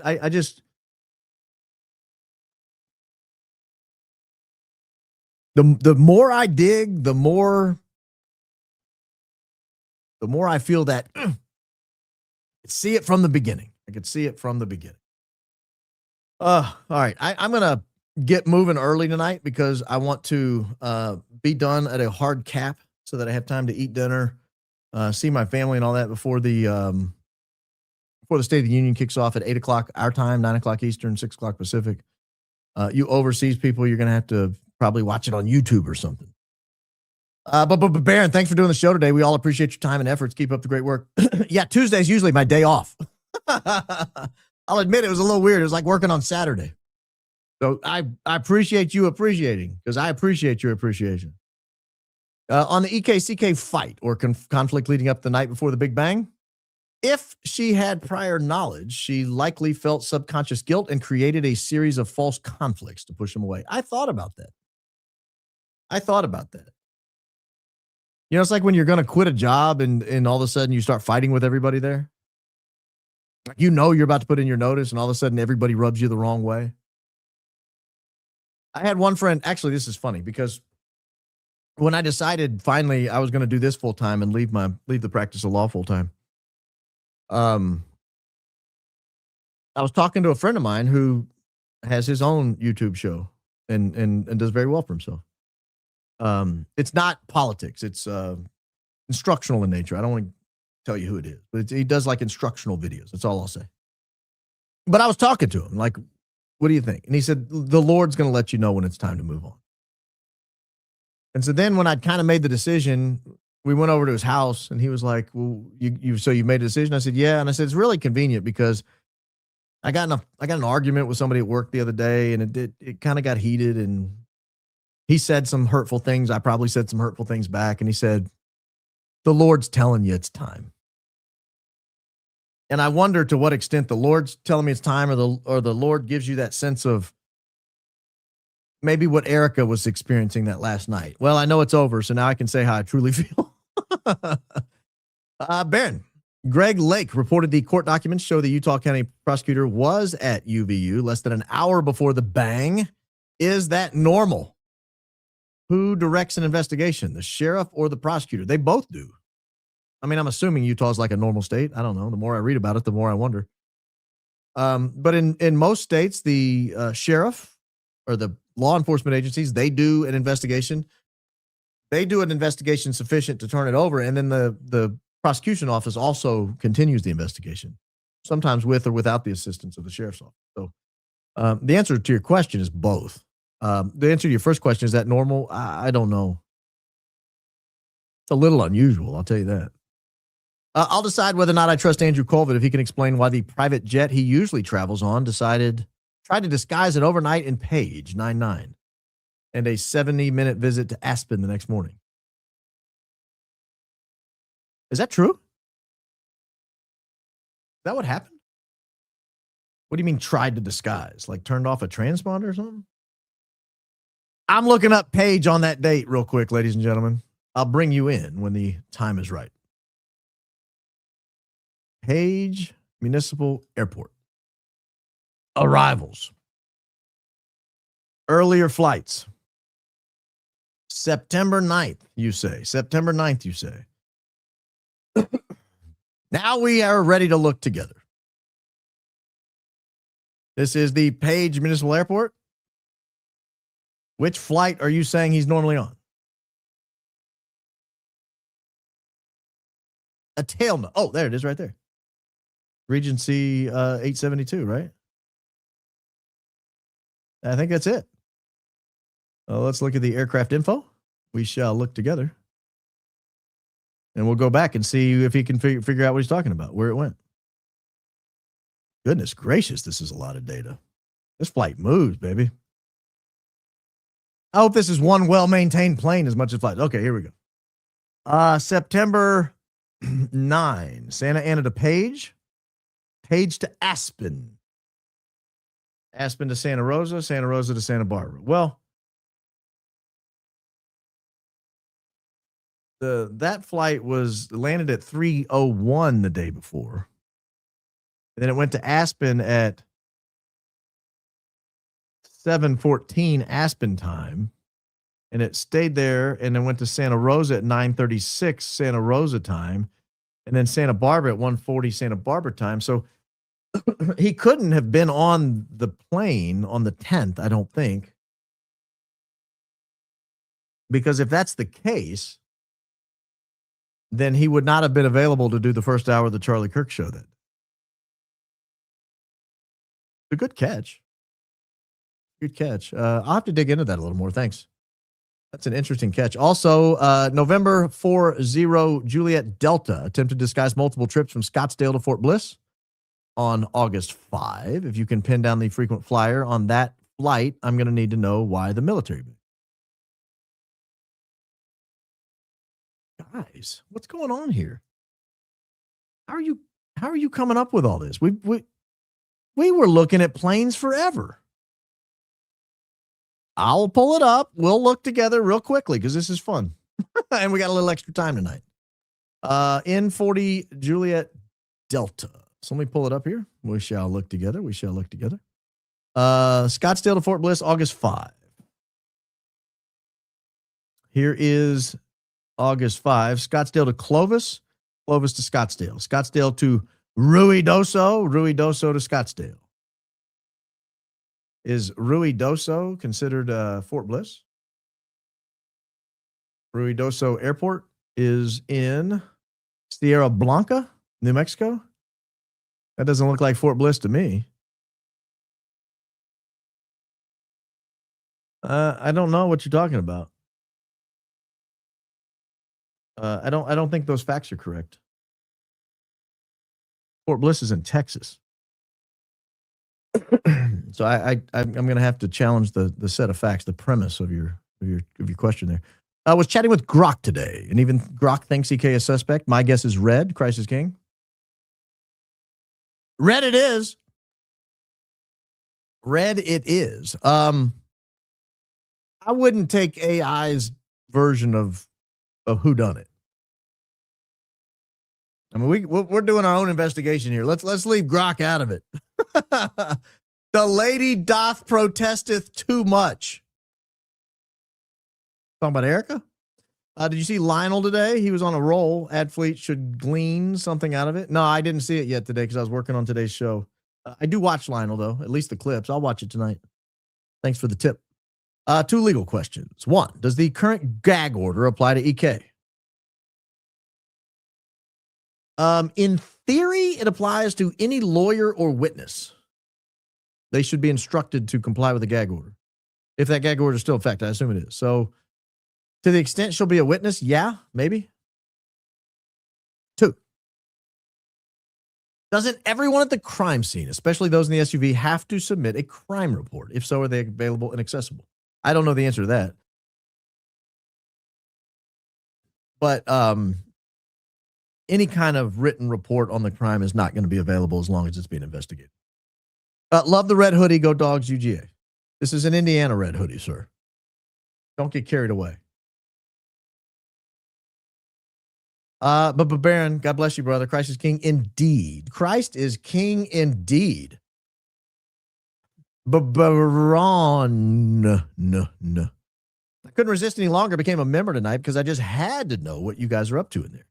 Been watching since Ian told us. Love your opening statements. Thank you. I appreciate that.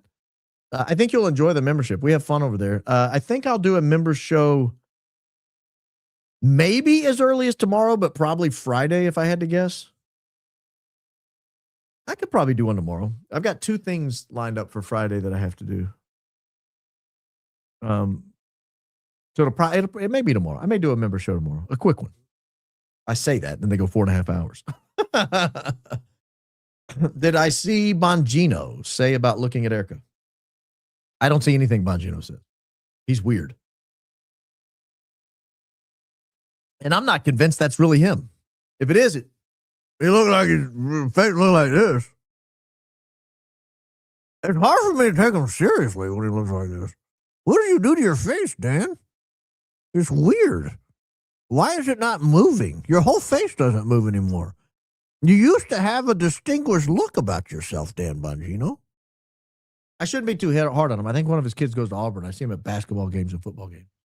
Now, I'm not there, but you'll see him on TV or you'll see pictures. But it's hard not to be too hard on him when he does this, when he looks like this. Don't forget to hit the thumbs up button. Let's reach everyone we can. Guys, ladies and gentlemen, this is an important message. Our likes are miserable right now. It's free. It costs you nothing. Boop, boop. Hit the like button. Seriously. Boop, boop. Hit that like button. Cost you nothing. And subscribe. Did we hit 225 yet? Did we hit 225 yet? Let me check. No. We're at 224,348 subscribers. That's weak. No, I'm just kidding. Those are rookie numbers. Those are rookie numbers. Hey, Baron, hope you're good. I am. My mom. Oh, L-Bucks. I was going to give you a hard time, but that's how you guys say it. Never misses an episode of You and Coach. Love from Ireland. God bless you and your family. I can't do an Irish accent. Though I did grow up using Irish Spring soap, if that's of any consolation. Not anymore, but that was the soap of choice in my childhood. Baron, our king of logic. Oh, I need a crown. I don't have anything that can work as a crown right now. Aside from Black's Law Dictionary, what starter law books do you recommend? Well, I don't recommend that one. Hold on. I've got a good one here for you.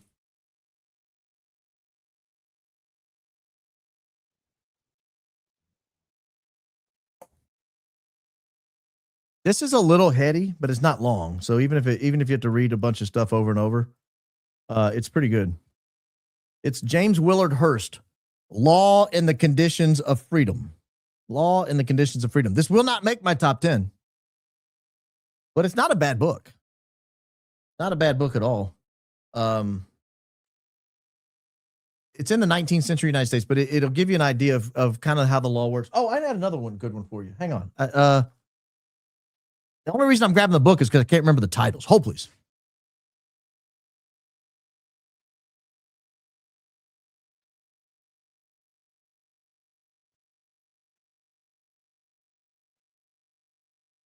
I'm having trouble finding it. Hold on.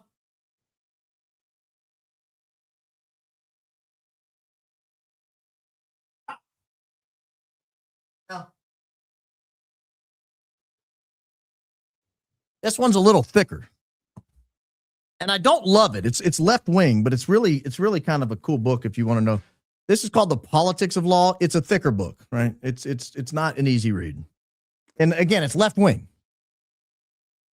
But I think most of the stuff in this book can be reformulated, or at least you can get a better understanding of the other side. That's not a bad book.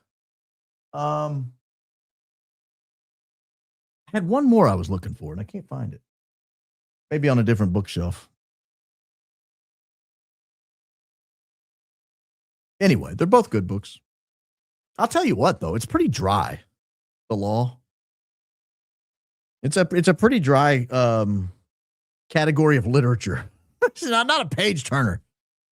It's good sleeping aid. It'll get you off of Benadryl and Ambien.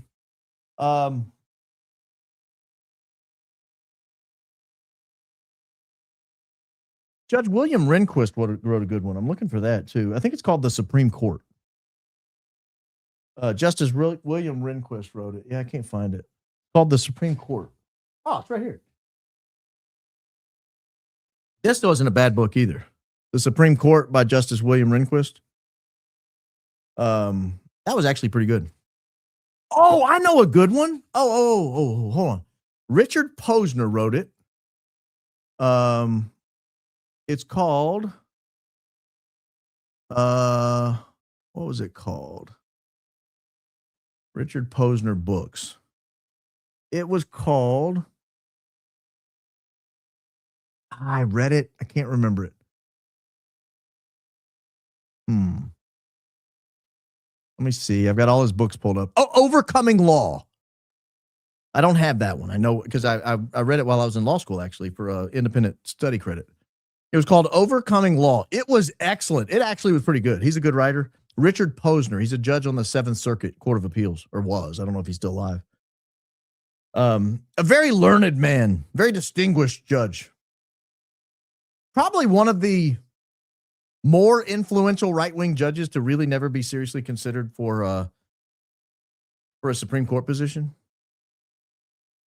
But he's a good writer. It's called Overcoming Law. These are just books about the law. This isn't like Black's Law Dictionary, How to Become a Lawyer. Those books are terrible. They're awful. The Art of Cross-Examination is another good one. I've read all these. They're all pretty good. They'll give you an idea about legal theory. Baron, I wish I was in your family. Can you adopt me, please? I already have 8. You're just the best. Thank you for all you do. You're going to be as big as Rush someday. I hope you don't mean rotund. Because he was quite a bit bigger than me, both in the literal and figurative sense. No, that's high praise. I can't even contemplate you pushing praise like that on your humble host. But no, we're not adopting anytime soon. Please include a sticker pack in the merch drop. Stickers. I've never considered stickers. I'll consider it. Many working where CK is buried and think he would be burrowed in AZ, but there's a cemetery. Kensico in Valhalla, New York, in one of your plane trackings that was a random one to White Plains. Valhalla is Hamlet next to it. Worth crossing off the list?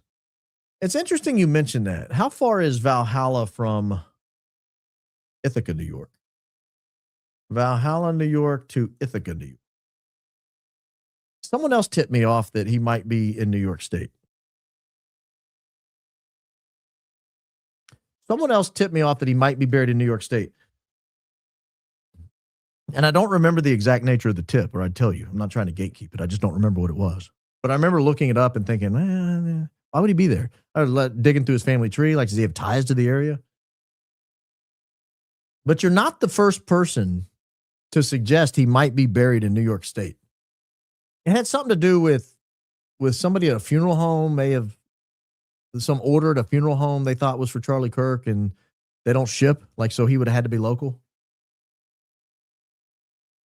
Yeah. Definitely not worth crossing off the list. I would consider that. Barron and Candace for President VP 2028. What are we going to flip a coin?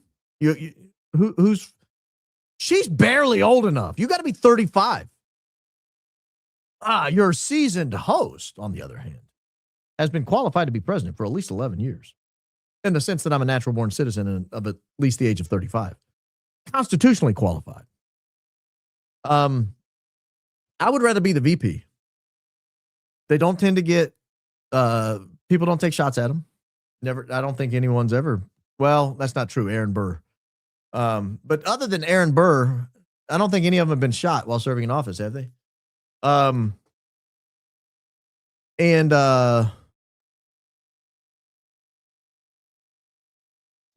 the president, you got to do everything. The vice president just sits back at the Naval Observatory, kicks up his feet, maybe heads up a few small initiatives, spends time with his family. As long as the president's strong, has a nice heartbeat, don't have much to do. I could do a podcast. I could continue the Real Barron podcast. Candace, I've got the perfect job for you. You post up in the White House. I'll hang out at the Naval Observatory and do the Real Barron podcast. You can come on from time to time. We'll just be right there. Finally made alive. Kids and I listen to your openings every day, and then they deep dive to create mini PowerPoints to present to me. Wow. Thanks for all you do. You guys want to know how to homeschool? That's it. Not me necessarily, but I mean, just have them be active, have them be engaged. That's excellent. Great news. In honor of us looking back at the CK timeline, I went back and watched your first podcast. There are some nuggets in there about crooks. Yeah. That was before I stopped investigating that.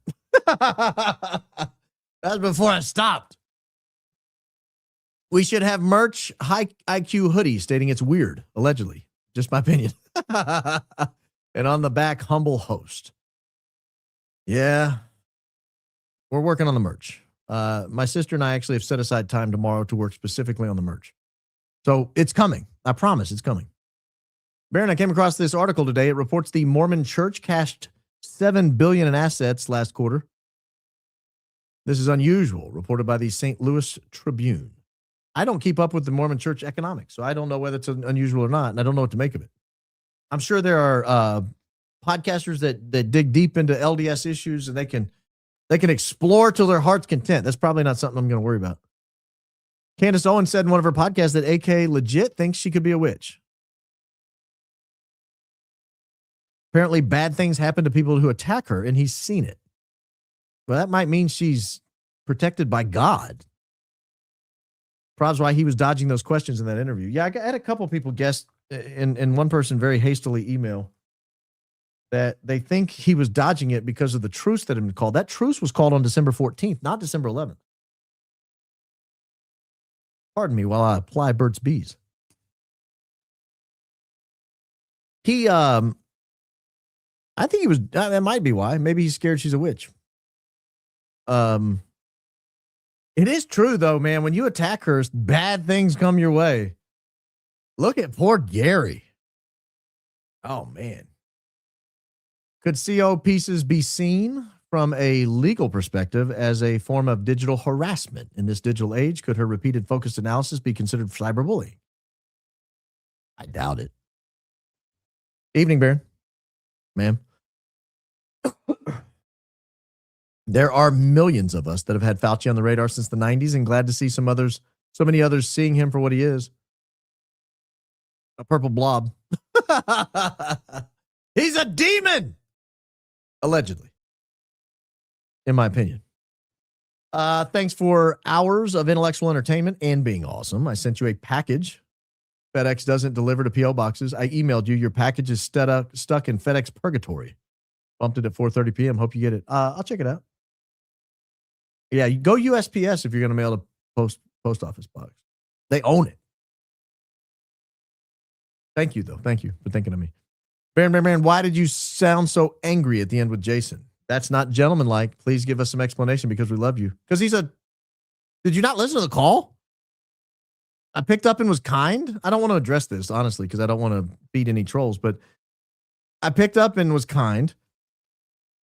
I'm rushing around trying to prepare for a show. I had a drive to make after preparing for the show. It wasn't like I don't want to get too into the details and the weeds, but I was very time limited to make my scheduled kickoff for that day. I think it was going at 6 or 6:30 that day, and it was going to be a very close call.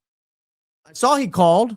I knew he was having issues with Blake, and I thought, if I can tone down the temperature between them, I'll be happy to pick up the call and talk to him for a minute. You heard me pick up and say, what's up? Or whatever I said, and was very kind and polite. But what I will not do is have someone bully me and talk over me and demand that I give them airtime. That's nonsense. Nonsense. And some people won't just let you speak. And so you got to get loud.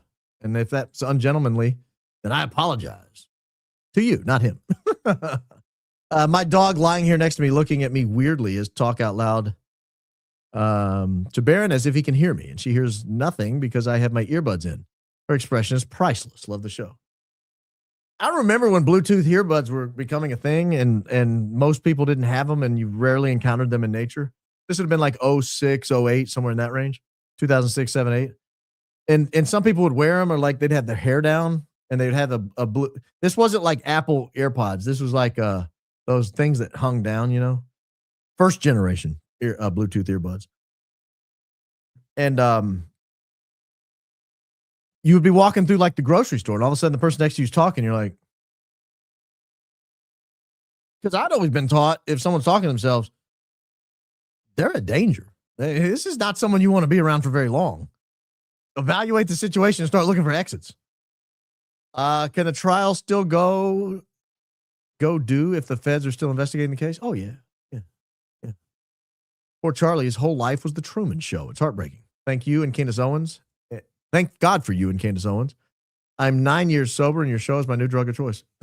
That's a good addiction. Oftentimes we replace bad addictions with good addictions. We don't stop being addicted to things. It's a dopamine hit is the problem. Welcome to the show.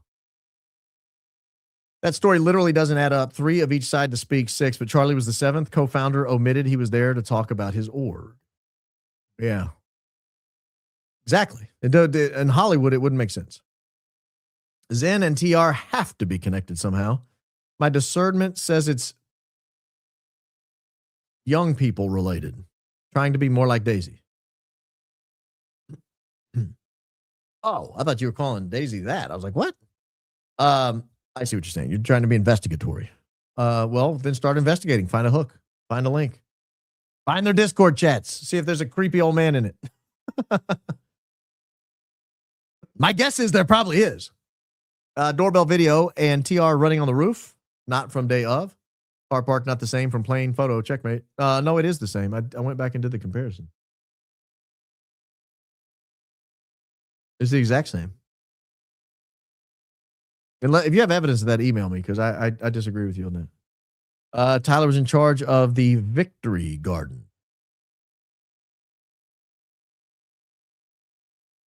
Know what I'm saying? That kind of garden? I don't know what Victory Garden you're talking about. I fear the hysterically dramatic rhetoric this week is attempting to set up blame if something bad happens. See also those who make bad things happen. Ooh. There's an excuse to shut down dangerous podcasts. Interesting. Oh, I just think it's to try, it's to create chaos before Candace opens her show tomorrow. The more chaos, the more sympathetic they can make her feel. Notice that they're using these as a recruitment tool. All of the people that are saying that she's crazy are all saying, where are everybody else? Why aren't you talking about it? They don't think Candace is wrong, probably, if I had to guess. Why they're silent. Hey, Baron, have you or Daisy listened to the Leah Files on TT? I don't even know what TT is. I've never heard of the Leah Files. I'm sure she's great. She's ex-CIA and doing a very interesting TPUSA Follow the Money deep dive. God bless. Sounds interesting. I'm not familiar with it. Baron, every time you say a clue, I think he better have his handy dandy notebook. Thank you for all the hours of work you put in while sitting in your thinking chair to bring us high IQ content. I only sit on my thinking chair for 4 to 5 minutes at a time. It's this chair that I sit in most of the day.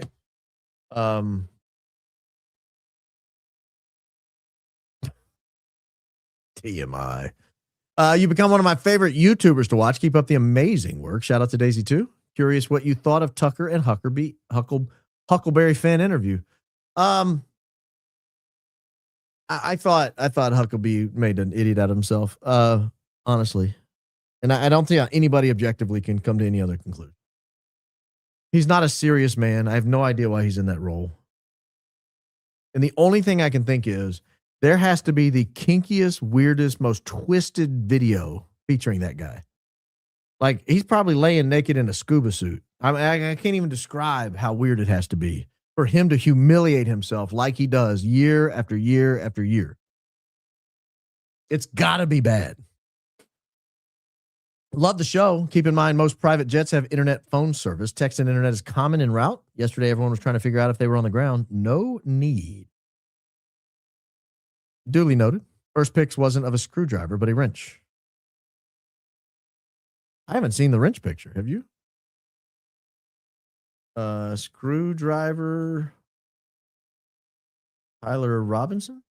Maybe we'll come up with something there. Images? No, I see no root. Wrench? Wrench? Tyler Robinson? No, don't see anything there either. I don't know what you're talking about, but I appreciate your contribution. What is an HK dollar? I would have settled with the high quality, high IQ content alone, but no. You had to give me genuineness and sincerity on top. Okay, I'll be a member. Welcome to the club. Welcome to the club. Now, you might get that membership and go, he's weirder than I thought. I'm sorry, curiosity has the best of me. I have no idea what a HK currency is. I'm going to look it up. Oh, the Hong Kong dollar. Well, I guess you guys don't use the Chinese currency, the yuan. Your reenactment is very captivating. What did I reenact? I don't remember reenacting anything, but thank you. Thank you. Duly noted. But Bayron, going back to basics, any new news on the signals? Button clicking, electrocution, what is FT doing on ground after Big Bang? I think he was just looking surprised. I don't think he was grabbing anything. There was some suspicion that he was grabbing something, and maybe there was a plan in like speculating opinion, Frank. Calm down. But maybe, assuming the worst, there was a plan in place that somebody would drop something and he would come by and grab it. So that's what happened. I don't know. I do know it was weird that immediately afterwards, Brian Harpole runs over and starts turning off Dan Flood's radio. Like, he reaches on one pocket, he feels for it, and he goes to the other side and he twists it. I don't know if you've seen that video. It's compelling. I think Blake had it. Somebody had it. It's pretty compelling. It's weird. Really weird. Erica sure did take those vows till death do us part. Seriously. Oh, gosh. Yeah. Yeah, she got that one. Can't say she lied that day. The sleazy old man stole the story behind the Gettysburg Address. I don't do cryptic emails and messages. Like, tell me what you're saying. I don't know what that means. Spell it out. Hi, Baron. Can you say hello to my boyfriend, Andrew? Well, hello, Andrew. We love your show. He served 8 years in Iraq as a Marine and really respects your takes. It would make his day. And he'd be shocked. Keep up the great reporting. Well, hello, Andrew. Thank you for your generous contribution to our security by serving in our nation's military. Your courage has not gone unnoticed. Red is your color. Go Max. I've been told my whole life I don't look good in red. That's why I hesitate to wear it. Clashes with the hair. But thank you. Thank you for the compliment. I'm bad at taking compliments. I'm sorry. Baron 7, 2020, Bay County, Florida. Waiting on a lady Anon who showed me a pic of a OC in an extremely compromising situation. Hilarious, memorable. Much love to Geraldine. Slay Baron, slay, Christ is King. Christ is King indeed. What's an OC? an OC in extreme. I'm intrigued, but I don't know what you're talking about. Someone ever makes a montage of me saying, I don't know what you're talking about, it's going to take like 45 minutes. Oh, gosh. Your tweet to TPUSA in response to their racist comments about CO was incredible. Oh, thank you. Is there any truth to rumor Charlie was going to file for divorce? My 13-year-old loves you. Go Max Barron. Well, I love your 13-year-old. I don't know if there's any truth to the fact that Charlie was going to file for divorce. I hear the same rumors you guys do, but I have no way to verify that. Hi, Barron. I emailed you today to ask you who you feel of the TPUSAs would be the best deep dive. Which one would make the biggest difference?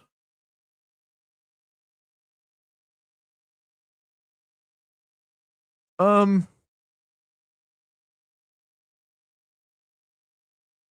there's people we don't know much about. We've not talked much about them at all. Philip Goldsberry Jr. being one of them. He played an integral part in everything you saw. In the sense that he mic'd Charlie up and he was messing with the soundboard the whole time. He appeared to turn and glance and flinch before the bang. He might have just been wiping his nose on his sleeve. I don't know. I'm not saying he's involved. I'm just saying it.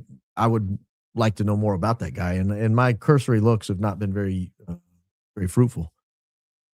Terrell Farnsworth, likewise, believe it or not, is a little harder to track down. A past than you might think. The whole Farnsworth clan. There's so many of them. It's hard to see who's who. I'll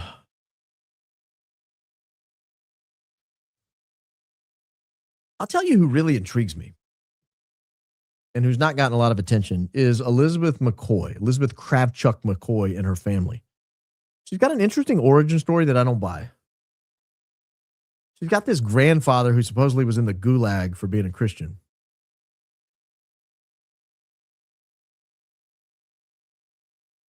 I don't know. I get this really weird feeling that a lot of these people get new identities when they come overseas. And I would be very intrigued if someone could nail down like original documentation of her grandfather's emigration to the United States. Or her family's immigration to the United States. I think there's something about her origin story I don't like. And she grew up on this weird compound in Santa Barbara where there's like 10, 12 apartments on this little neighborhood house. I would show it to you, but I think they would get upset. They being YouTube and probably the Kravchuks. I'd like to know more about her. Probably those three. Probably Elizabeth primarily, honestly.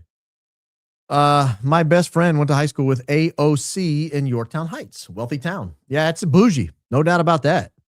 She literally went by Sandy and sang in the choir. How progressive. Sandy? That was John Travolta in Greece. Sandy.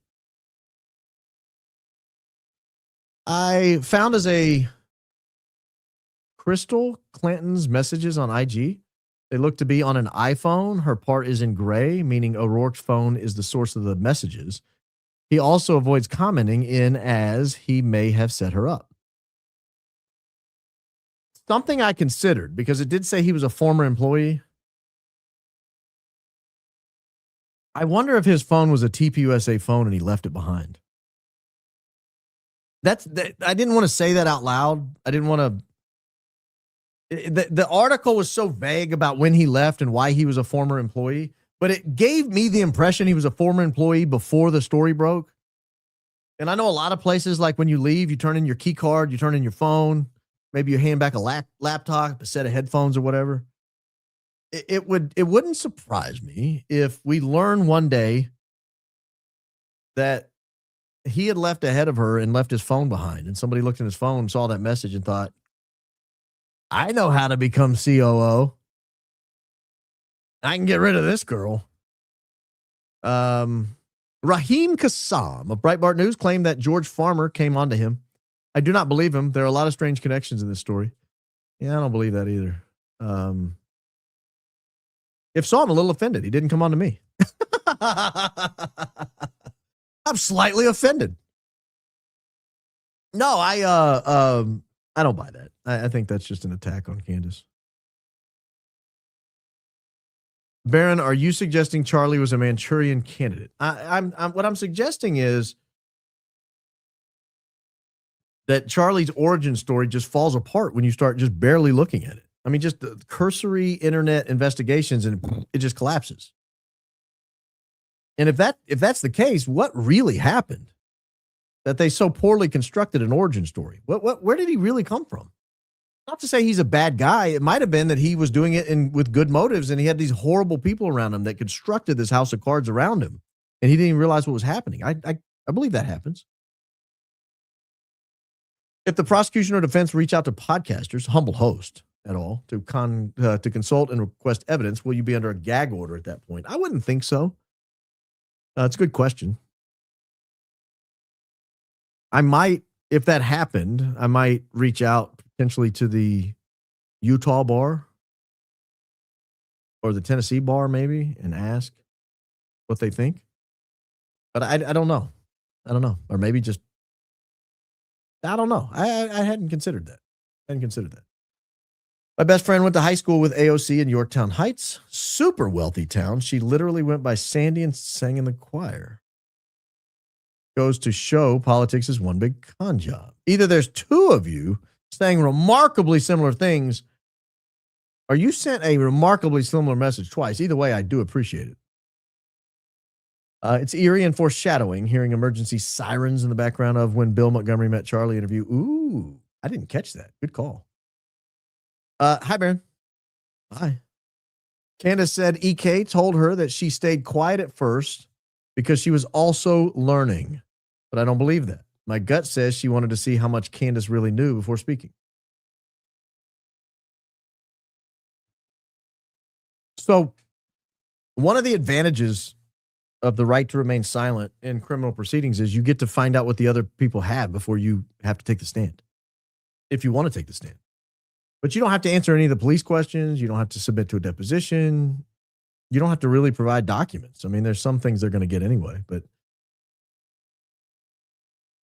there's a real advantage to being able to sit back, hear somebody's entire story, and then go, yeah, I'd like to speak. Keep in mind, the prosecution case in chief is first. So, yeah, there may be a little bit of gamesmanship that was deployed there. She sat back and listened for a few weeks, a few months. She was learning, trying to figure out where the investigation was headed, finds the investigation heading places she doesn't like, and immediately takes to this weird public tour for a week saying, stop. And then goes and meets with Candace, also sits back quietly, listens, asks weird questions like, do you have that text message? No? Okay, well, here's what it said. Was Ben Shapiro at Breitbart when Charlie wrote that article? I don't think so. I think he got there in 2016. But I could be wrong. When was Ben Shapiro at Breitbart? Man, it's hard to even spell his name. Oh, he left in 2016. Oh, he got there in 2012. Interesting timing, ladies. So maybe. Depends on when he got there in 2012. It's people like you that keep us informed. Oh, thank you. Kind words. Just in the last year, CK, Israel Connections, E-Files, aliens, cartels, just a few. Distrust of the government is very high. High IQers are coming out to spread the truth, and it's refreshing. Thank you. You're welcome. Thank you for the compliment. It's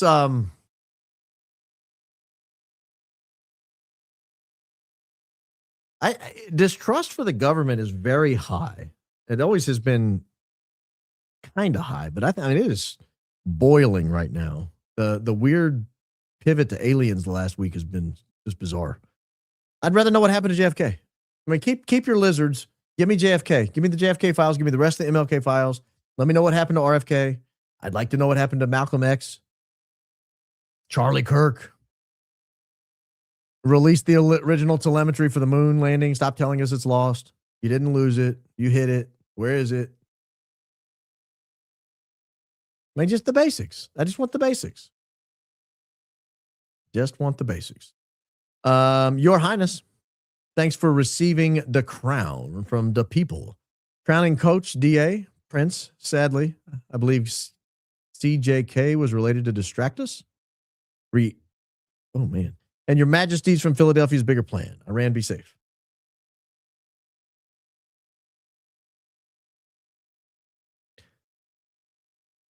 And I keep having this hope hold out that they've gotten to Trump and he's not going to launch a war. He's going to cut some kind of deal that everyone can live with, or at least that they'll have to live with. I got the connection. CK was groomed, guided, just like AOC, but CK was a good guy, just naive. Don't you think? Love you. Christ is king. Christ is king indeed. I do think he was a good guy. I do think Charlie was a good guy. And I may irritate some of the audience here, but I think to some extent, I mean, AOC graduated with a college degree and moved back home to take care of her mom after her dad died. That's not indicative of being a bad person. That's not evidence that she's a bad person. She has some, what I consider far out political theories, and maybe ones she doesn't even believe in. She campaigns for in order to raise the money and be involved in all that. And every now and then she says things, and I'm like, that's awful. You shouldn't say that. That's not acceptable. But again, I don't judge people by their worst moments. I look at kind of the totality of the circumstances. I don't think Charlie Kirk was a bad guy. And I don't think you can look at the totality of her circumstances and say that's a bad person. Maybe that's a person who occasionally does bad things, but sometimes does some okay things. I wouldn't vote for her. But I mean, I guess it depends who they put up on the other side, but I doubt I would. They put Ben Shapiro up on the other side, I'm going to be like knocking doors. When I first heard Dispatch say Andrew, I heard his instruction not to interview Andrew Kolvet, but he wasn't on the scheme, and TP using too distraught to stop interview. I don't think it was Andrew Kolvet, but I don't know what all the rest of that was. But thank you. Jack Hughes covered in EK Sparkles tomorrow a.m. Okay. Do you think Trump is acting supportive of Israel or Erica, for example, while Candace and Tucker are on OP to wake people up? Who is OP? Who is OP? Oh, on an op to wake people up. No. He might be acting supportive of Israel. I mean, maybe it's not real, but I don't think he's doing it as some sort of 4D chess. If he's acting supportive and he's just going along with it, it's either to get rich or stay alive. There's no he's not that deep. He's not that deep. You don't have to go far to figure out his motives. Have you seen the behavioral arts video? No. Observing Harpole's body language during Sean Ryan interview? No. Fantastic observations. Reminds me of your EK Crazy Eyes intro. Kutgua. I don't know what Kutgua is, but it sounds like Neanderthal talk. Oh, Kutgua. Me Kutgua. You Kutgua. I hope it meant something good and I didn't just say something bad like 7 times. I hope it's not like a slur. That'll be on repeat. Can you believe he said Kutgua? Said it again. No, I haven't seen that. It sounds interesting. Just common sensing it, coming in and dropping 2 hundos and just ghosting us. Well, thank you. I appreciate it. Oh, and it matches my shirt. Thank you. Taking donations that match the shirt. In Matt Kelly's book, he says one of the ways God speaks to us is through the talents he gives us. Your gift is evident, and the fruit you're bearing makes it clear you're walking in exactly what he's calling you to do. Well, thank you. That's very kind and humbling words. Very, very kind and humbling words. The organization was the prize at all costs. The organization certainly was making people very wealthy. Say that. So you're inferring AOC's success was pre-planned like CK by powerful people behind the scenes. That's exactly what I'm inferring. I'm not inferring. I'm explicitly stating it.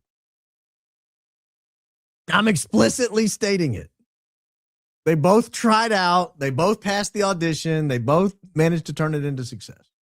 Precisely what I'm saying. But Baron Coleman, 'tis I'm genuinely impressed. Your research is exceptional, insightful, and truly groundbreaking. Your perspective sets a new standard of excellence. Oh,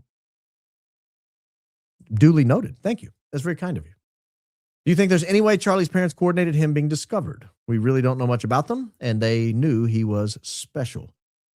I've asked myself that question, particularly in light of that Encyclopedia Britannica article that says his dad came up with it. Like, I can't imagine his dad. His dad was like a pretty successful architect, being like, yeah, son, you should skip college and go on the road with this 71-year-old guy. That's normal.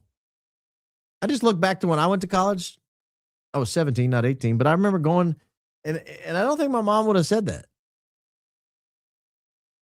I don't know, but I don't think she would have said that. I don't think too many parents would say that. Like, oh, you got into college? You should go live with a 71-year-old in hotel rooms. I don't know. I wonder, especially knowing he came up with a name, and he gave him and he had a crappy name, and then he came up with Turning Point, which is a 4. I mean, if we're on a scale of 10 of names, it's a 4, but it's better than SOS Liberty, which, you know, in objective reality is like a 2.5. If you could travel back in time within a day or so of the crime scene as law enforcement, what 3 things would you do for evidence, and what 3 people would you interrogate knowing what you know now? Ooh, good question.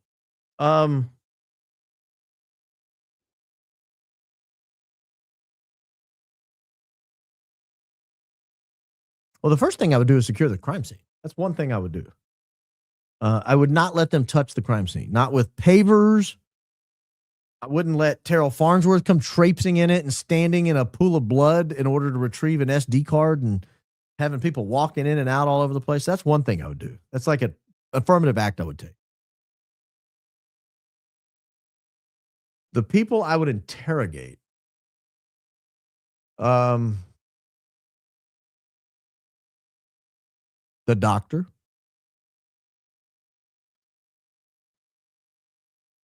I would, Dr. Lee DuPont Trotter, I would interrogate him.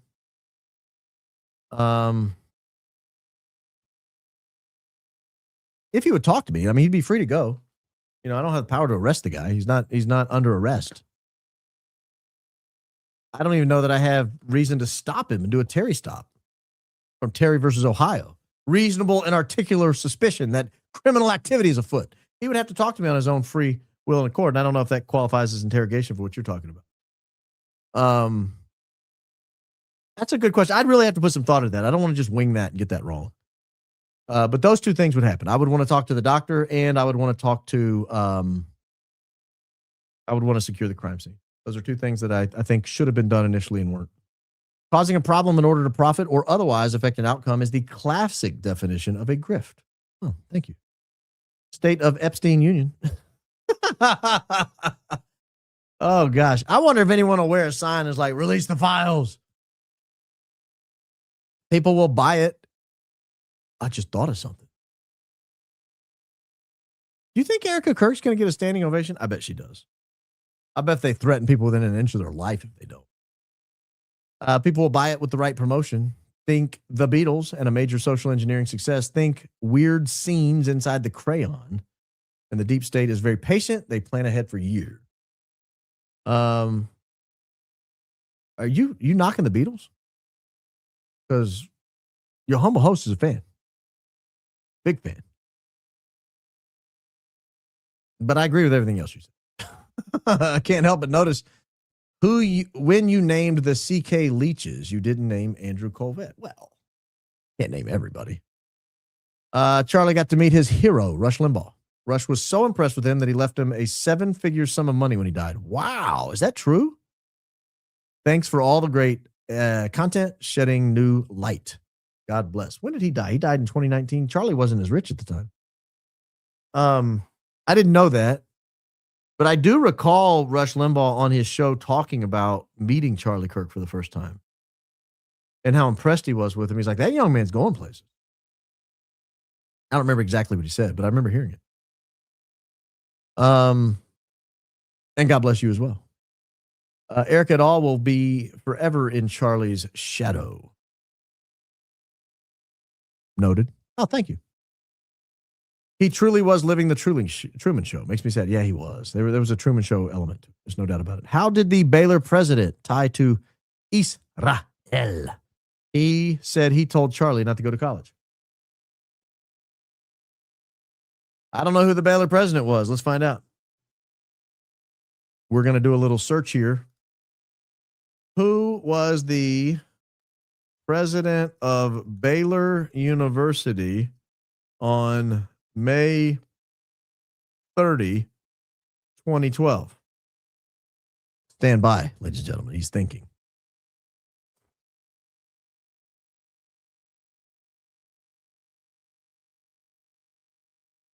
I don't want to say it out loud. Oh, no. Really?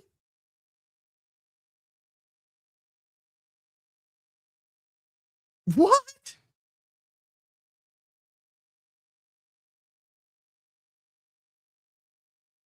Well, I'll say this. It's somebody Stacey Sheridan used to work for.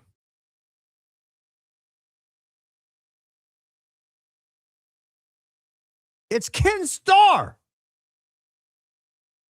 Ken Starr, Kenneth Winston Starr, was the president of Baylor University on May 30th, 2012. He served as president from June 1, 2010 to May 31, 2016.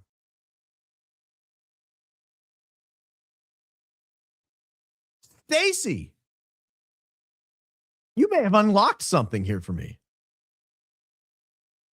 I'm going to have to add this to the list of interesting facts that are going to have to be followed up on. That's crazy. That is crazy. We watched Barron solve the Charlie Kirk origin story and reason for his demise live tonight. Hats off to you, sir. Large hats, please. Large hats off to me. I'm kidding. I like Stetsons, 10 gallons. 15 likes, and I will give 10 more memberships. 15,000 likes. Let's see if you've gotten there. Nope, not even close. We're at 11,500. 3,500 of you, before he logs off for the night, or she, 10 of you will get a membership if 3,500 of you go live. That's a pretty good return on your investment. I mean, because you might get a valuable membership, and all you have to do is this. Like, literally, it's this. And you can subscribe while you're doing it. Oh, we hit 225,000 yet? Oh, we're getting closer. We're getting closer. We're getting closer. We've added 160. So on your duties, guys. Let's get there. Thank you for that generosity to the community. I love this community. I love this community. Taking care of each other. We celebrate victories. We pray for each other. Able to talk openly about our faith, our hopes, our dreams, our kids. It's great. It's great. In your opinion, do you think CK was blackballed from West Point because he was being handled? He was in the gifted program growing up. He was gifted. I don't know. It's a competitive college to get in. I mean, it's pretty competitive to get into it. So I can't say that. I don't know what his other qualities were.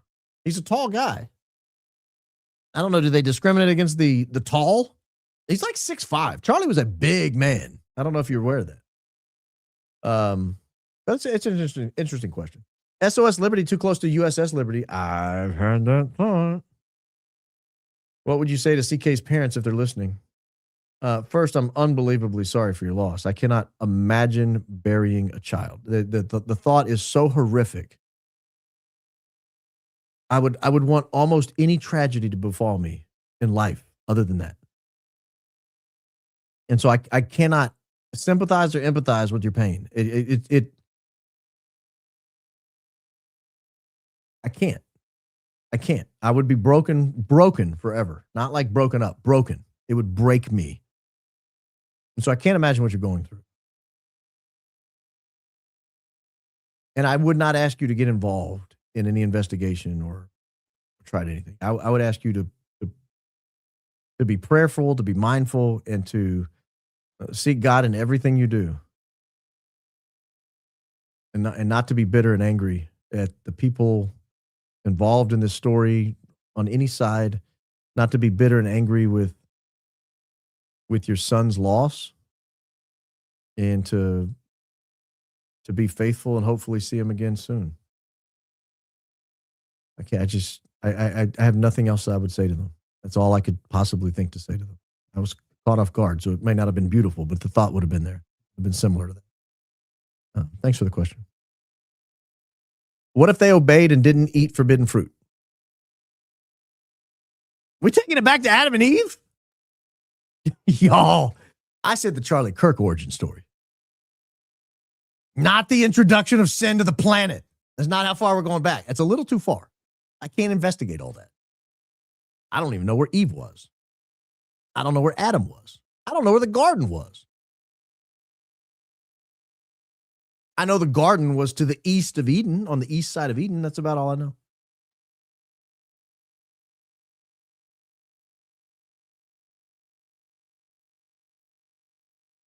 I would take it back to the forbidden fruit.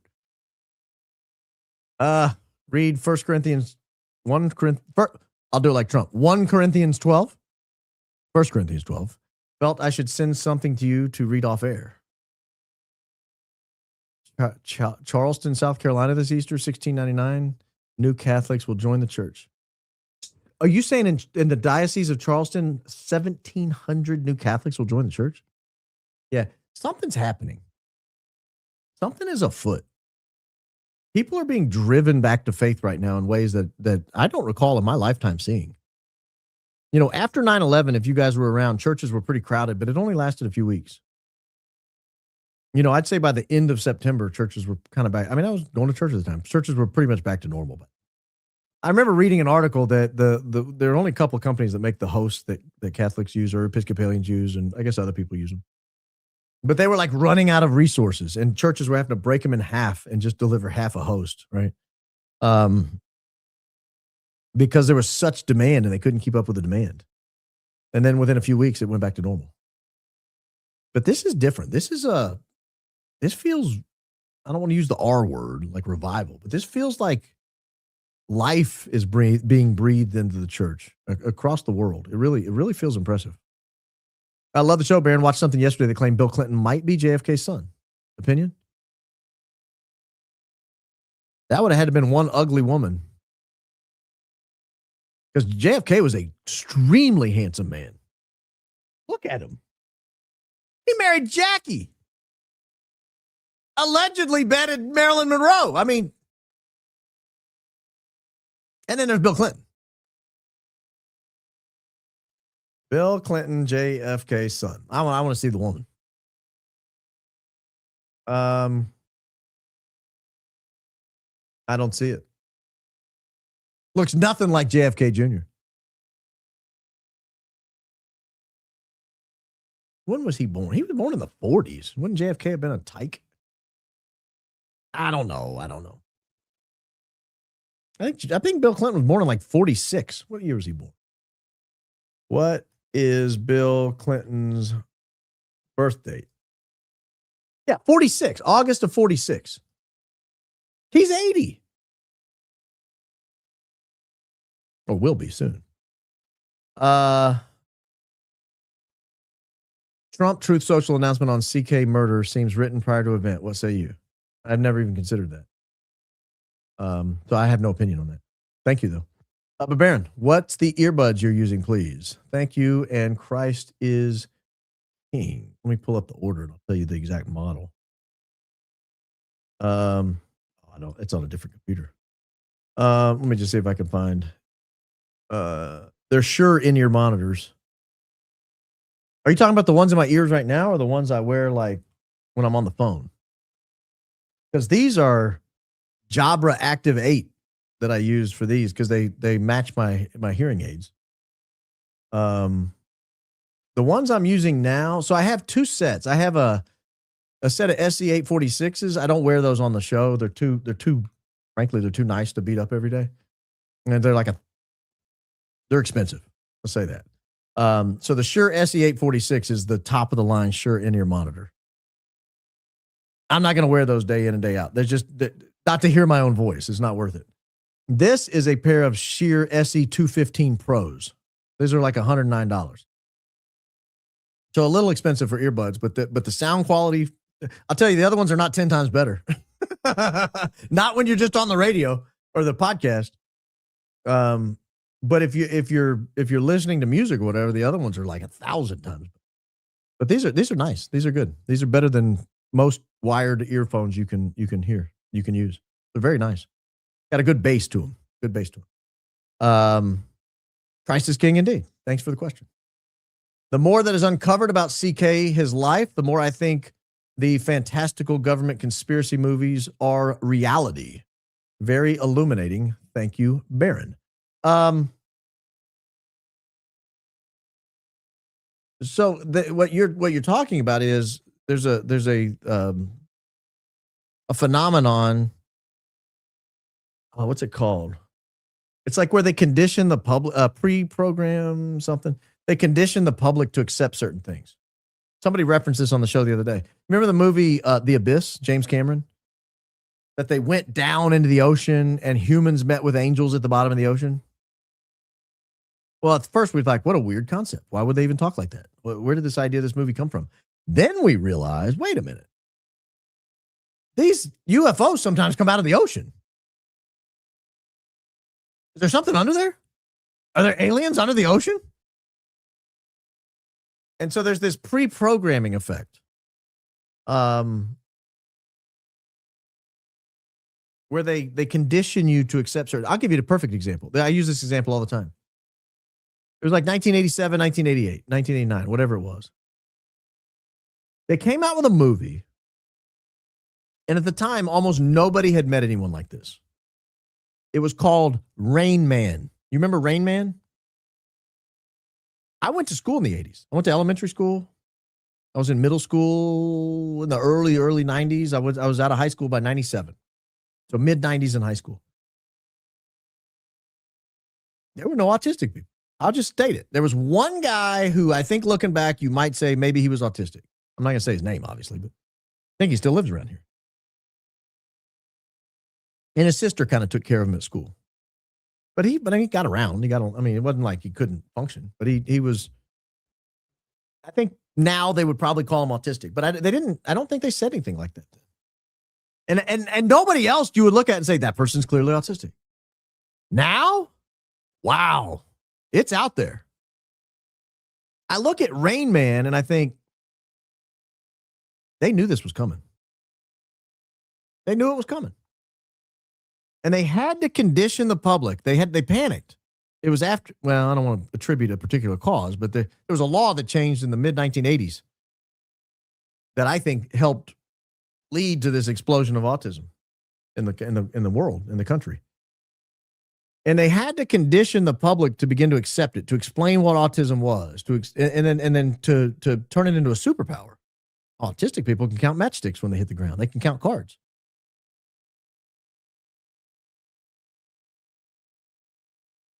And now it's like 1 out of 25 births or something, right? The kid ends up being autistic. So to me, I look at that and think they were pre-programming us. They released Rain Man. It was wildly successful. I mean, Tom Cruise was amazing. Dustin Hoffman was amazing. It was a great movie. So yeah, I do think there's something to all this stuff. I think the movies kind of let us know what's coming. Sup, B-Dog? Oh, we're back to B-Dog. Here I was thinking we were done with B-Dog. Nope. B-Dog lives. Always thought that Shapiro interview was weird for a midget horse. He seems way too comfortable and confident in his position. Did you see his video today ragging on Candace Owens? It was nuts. It was crazy. He looked unhinged. He looked unstable. He looked unsafe. He looked a danger to himself and others. If I'm being honest, I mean, this isn't me just saying something. He looked unsafe. He's crazy. He's nuts. I wouldn't want to be around him. I don't think he should own firearms. Every day I pray that someone on Tyler's defense team will see this channel. Just pick a stream, any stream, because it would help so much to see what you all put together. Thanks for all you do. Thanks for all of it, Baron. You're welcome. I hope they do. I mean, I hope they do, just because I think it will help us get to the truth if somebody in the case is able to present a defense that incorporates some of this theory. Sent a super chat a few days ago you didn't get to. Please check for an email from this morning for me. I'd love to help with some of the basics. I will check. Thank you. Thanks for your kindness. If they didn't bury CK, could see them using him as a science experiment to see how he ticked. Great gate program things. I wonder if when they wheeled him into the hospital, if all the lights shut off. I've wondered that. He told Eric on a date that when he would walk by, the lights would cut out. And Erica said one time she was sitting there and a light flickered and he looked and winked and like, see? I kind of thought that'd be a nice parting gesture. If as they wheeled him into the operating room, all the lights shut down, they were like, Baron, when you do merch, you should offer some newborn onesies that say, "This is my high IQ sleepwear outfit." That's nice. I might think of that actually. I like that. Numbers 6:22-26. The Lord bless and keep you. The Lord make his face shine upon you and be gracious to you. The Lord turn his face toward you and give you peace. Love the receipts. You are my favorite investigator. Yeah, I like to pull up the screen. When I say things and I say he said this, I like to pull up where he said it. The article said this, I like to pull the article up. I like the receipts. I wish more people did it. Charlie wouldn't have been open to going to Baylor if he would have gotten into West Point. It looks like Charlie was put into a special group instead of letting him go to West Point. No, he was open to going to Baylor. Oh, if he would have gotten into West Point. I see what you're saying. I don't think he would have been open to starting TPUSA if he'd have gotten into West Point.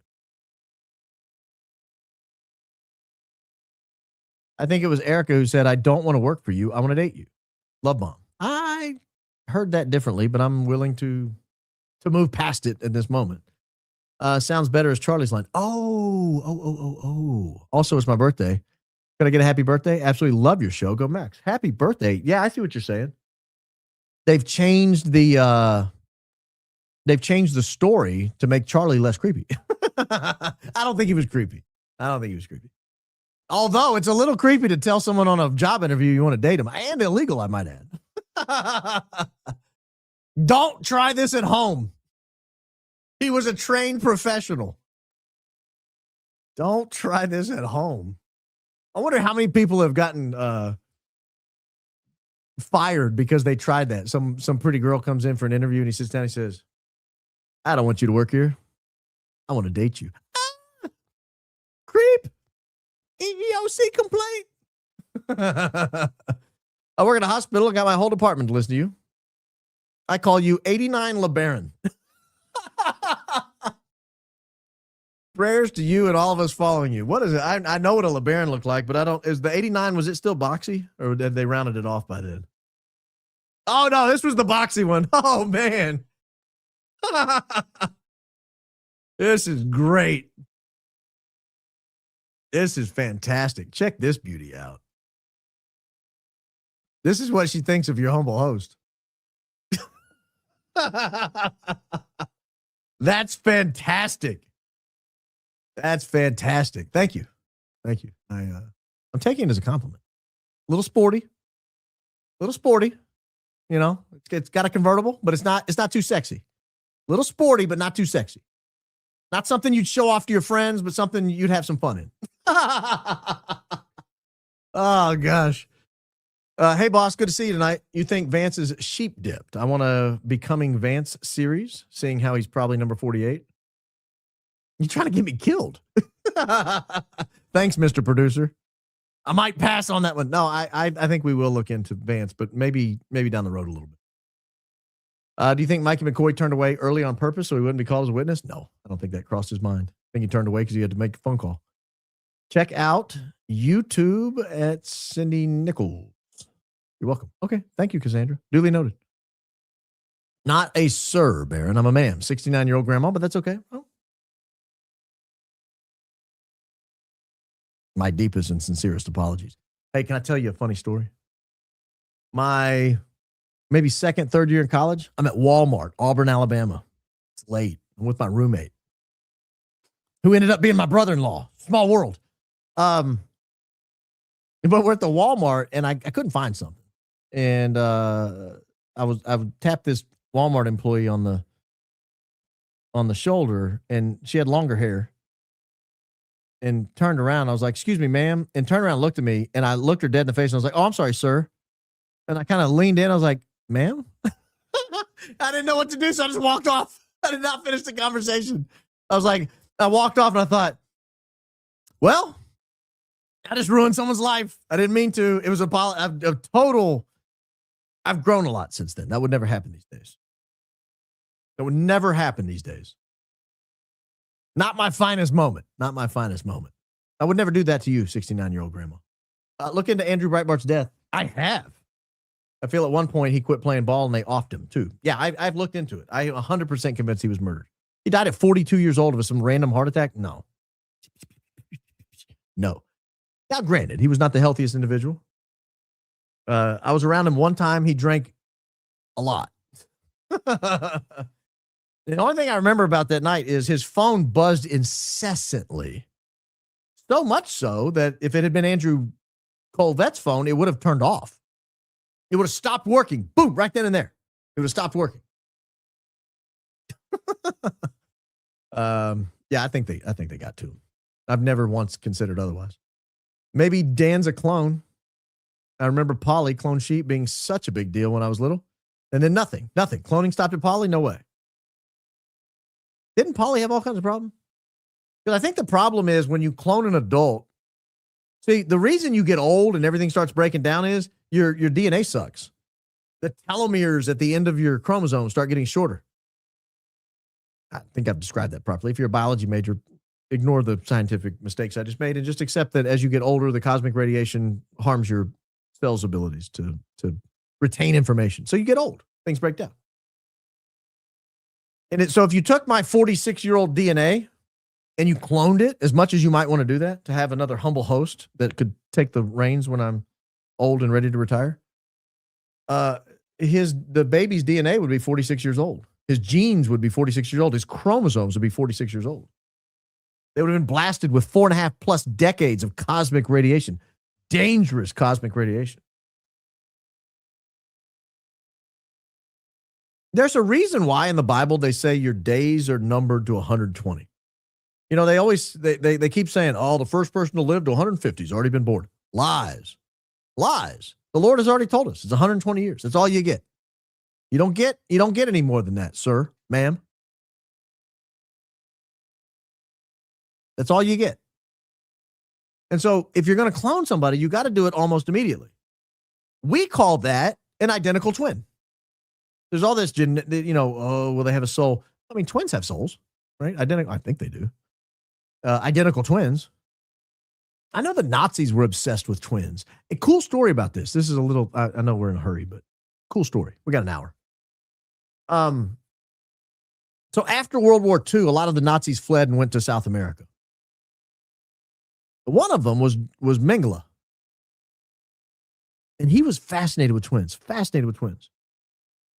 And he posted up in this little area of South America where they had a little German enclave that protected a lot of these Nazis.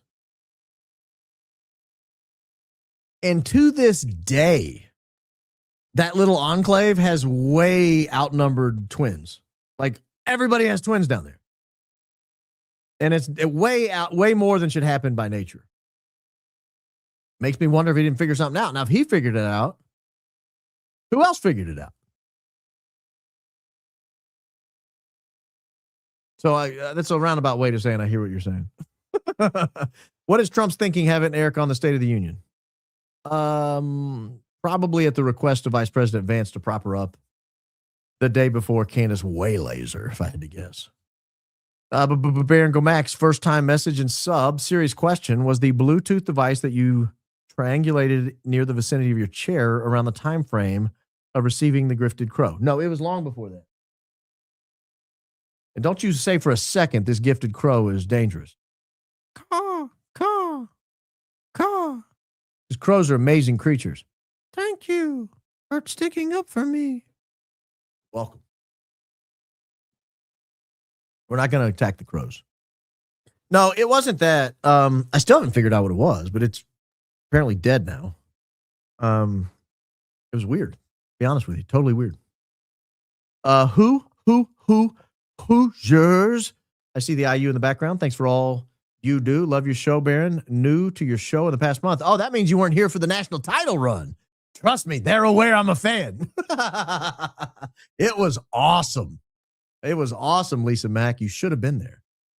Should have been there. I actually took the night off for the Natty. It was on a Monday, and I normally do a show on a Monday. Not that Monday. No, ma'am. It's called Mar-a-Lago Face. Oh, Dan Bongino? He's got Mar-a-Lago face. I'm telling you, those women, they don't do that to your face, ladies. Age gracefully. Whatever they got going on is not working. Is it really called Mar-a-Lago face? Yeah. It's not working. Oh, gosh. Yeah. There's a whole lot of pictures if you Google Mar-a-Lago face. And the shame is some of these women were beautiful women. And they just, like, Kristi Noem is not doing it well. Laura Trump, not working. Kimberly Guilfoyle, are you kidding me? Even the press secretary was better before they got a hold of her. I'm not judging them by their looks. I'm just saying, like, God gave you what you got. Let's go with it. Let's roll. But I'm not judging you if that's a path you choose to go. Take it easy. Very, very minor adjustments. It's a hold on. It reminds me of Donald Trump. One of the first interviews he had when he was being a president. He was talking about Barron Trump, and he was teaching him how to eat. Barron was young. He was like, Barron, he just grabs a whole fork and shoves it in his mouth. I always tell him, Barron, just little bitty bites, little bitty bites. We eat little bitty bites. Did anyone look at Sky Harbor airport logs? It's located in Phoenix, near TPUSA. I'm not sure if that's a dumb question, but I keep thinking of that. Well, if you're talking about flights that went into Provo, we don't have to look at Sky Harbor because we can see where all those flights were. In other words, we have a big data set when we look at Sky Harbor because they're taking off every 4 or 5 minutes. So you have all these mini planes. Whereas with Provo, you just got a few. You got like 12 to 15 planes to worry about. So you can track those a lot easier, and it tells you where they came from. Thank you, Cindy. Hi, Barron, but seriously, why couldn't they have just parted ways with Charlie and let him go his own thing? Now everyone hates TPUSA, Erica, Philadelphia, and suspects our government. Go Max, Crisis King indeed. Crisis King indeed, because he had a following. He was influential.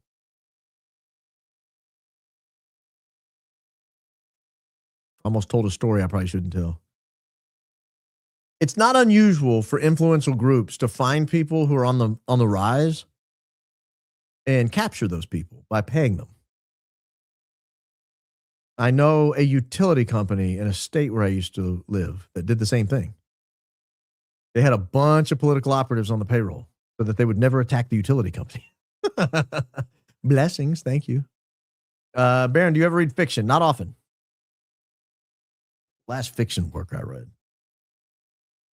I read The Cold 6000. That was cool. Kind of fiction. It was historical fiction based on Kennedy. I read Dharma Bums. That was awesome. Jack Kerouac. That was a while ago, though. Something recently I've read that's fiction? No.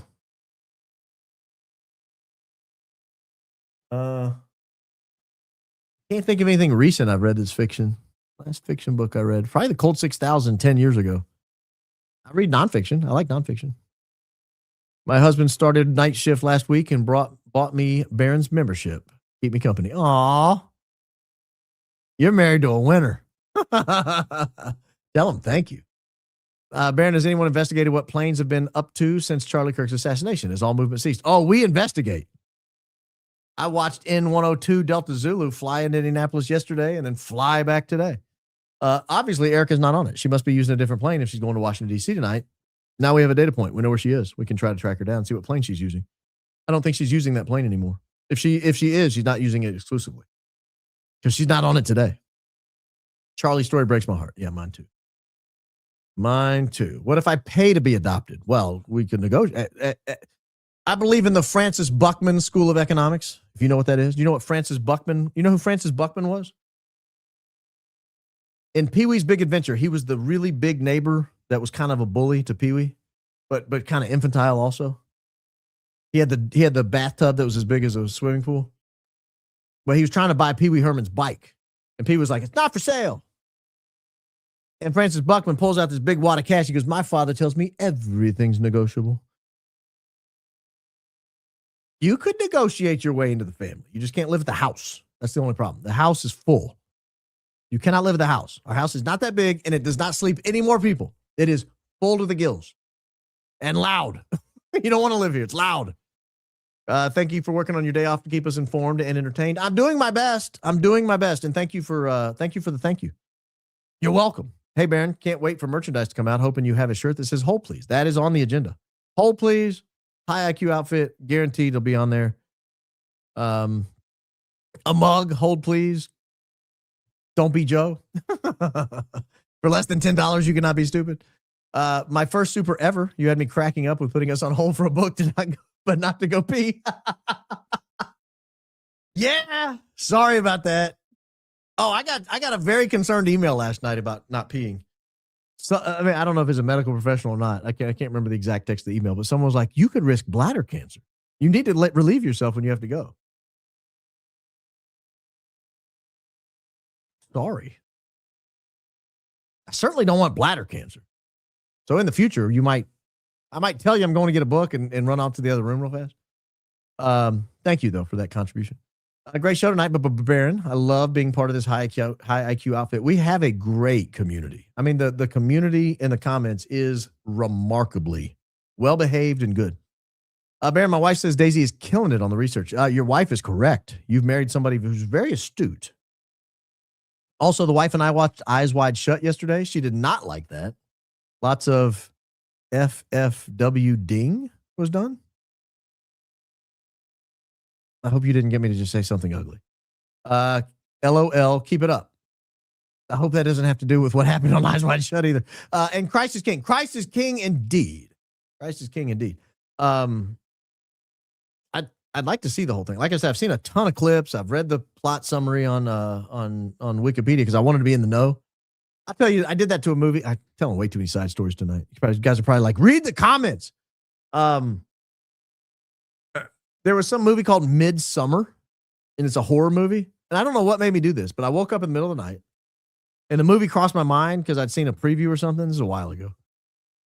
And I was like, I wonder what that movie's about. So I read the plot summary on Wikipedia. It's easier than watching a movie. Movie take 2 hours. But I read the plot summary. I couldn't go back to sleep. I was horrified. I don't like scary movies. I don't watch them. I shouldn't have read that. I have no idea what I was thinking. It was horrible. Baron, will you please tell me where I can send a video clip to you of something and someone you can possibly look into? Upload it to your YouTube channel. Make it an unlisted. If you don't want it public, make it unlisted link so nobody that doesn't have the URL will have it, and then send me the URL link. And that's the easiest way to get me a video because I'm not downloading videos people send. So if you do that, upload it to YouTube, unlisted link, send me the YouTube link.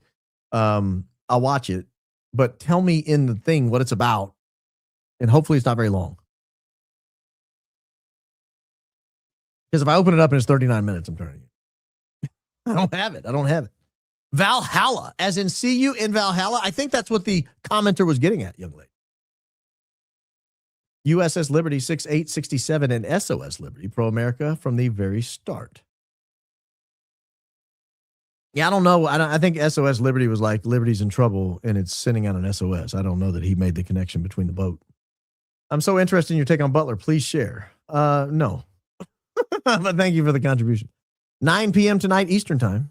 Be sure to watch Miss Leatherpants. She will be coming out with fireworks and sparklers with Trump at the State of the Union address. Also, can't wait for tomorrow's docuseries from Candace on EK. I can't either. I wanted to thank you, Project Constitution, for that. I wanted to he does great work, by the way. If you don't follow him on Twitter, you should. If you I saw somebody was critiquing Project Constitution. Like, he got this story wrong. I'm like, everybody's gotten a story wrong. Shush. I wanted to open up my poll. I did a poll on Do You Trust Andrew Kolvet? By the way, only 2% of you do, so I know who the shills are.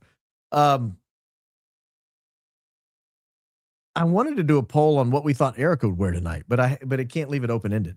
Like Elvis suit, all white. Is she going to be grieving in black again? Leather pants. I don't know what she's going to wear. That curtain thing she wore, that purple and pink thing that looked like Carol Burnett made it out of the curtains. Baron forgot to say thank you to Daisy. Oh, yeah, thank you. She's amazing, by the way. The goat.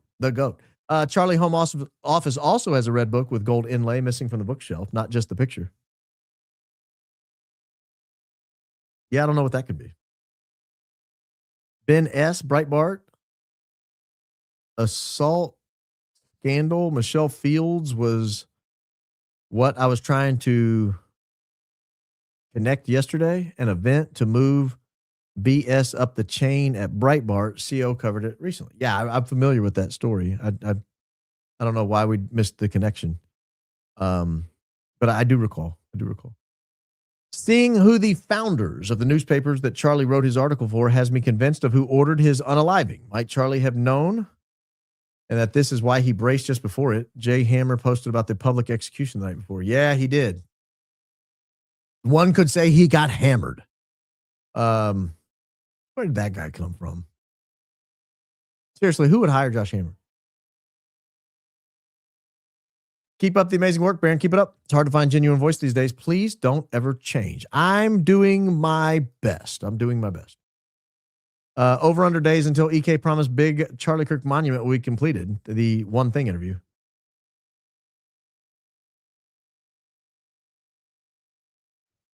I give it 18 months. If it doesn't happen in 18 months, it's not going to happen. You remind me of my uncle. Love your takes. I hope he's great. Because that could go either way. You know, you always hear about the creepy uncle. That could be that. That could be what. I'm going to assume your uncle's amazing. Just for the sake of argument, we're going to hypothetically assume he's like one of the greatest people that ever lived, and then I appreciate it. Thank you. Front of the shirt can say, I don't know what that means. The back can say, IQ outfit. Well, that doesn't really go together. Christ is king. Christ is king indeed. Actually, I think part of wisdom is admitting what you don't know. Hold on. This is not going to look good for the camera, but I've got one little swallow left, and I'd like to have it. Thank you for indulging me, members of the jury. Prediction for tonight. Also, did you see Mappin's post about demons yesterday? If so, can you give us your take on it? I didn't see it.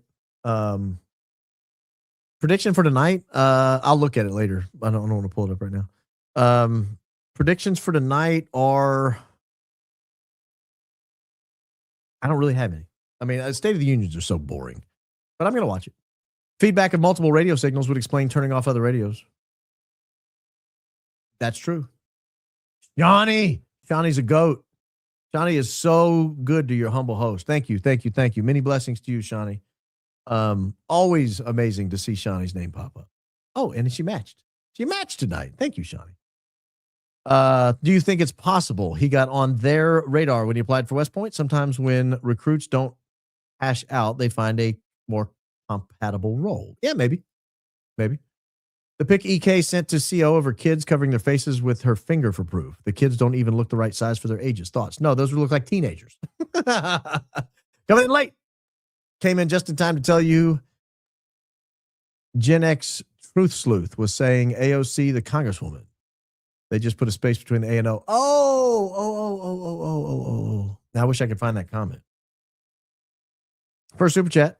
Appreciate you, Baron, but not Kobe choosing basketball or fast food. Just yelling. LOL, or should I say LMBO? I'm not a Joe. No, you're not a Joe. I would never accuse you of such. We know more than that. You wouldn't be here if you were. Joes wash out. In fact, everyone who washes out is like Joe. In CO's December 2024 USS Liberty episode, Phil Turney calls out CK and Ben to debate on the truth of Israel's attack. I thought that's when CK began to question the pro-Israel cause. SOS Liberty equals USS Liberty. I see people making that connection. I'm not sure that the latter connection. I'm not sure that it was named that way after the boat. But Big Bang at 12:23, reference to John 12:23? I don't think so. But that is interesting. The hour has come for the Son of Man to be glorified. I don't think he was calling himself the Son of Man. Hope not, anyway. I was listening to a retired investigator out of Utah, had a radio show that Charlie would call into. He says Charlie was being funded by Zionists at that time, in 2012. Charlie was calling in to talk radio in Utah? Email me about that, would you? realbaronpodcast@gmail.com. Do we think Erica's going to be in the skin-tight pants or the Elvis suit for the State of the Union? That was my question. See, I'm not the only one that thought it. Erica, you can't get mad at your humble host. The crowd also thinks it. Was watch CO from 3 weeks ago. She talks about a big donor invited to CK Memorial who got to meet Pastor Rob and EK. Rob said he flew on the same jet as Erica to Provo. True? I haven't seen that Rob said that. Was Rob in Arizona?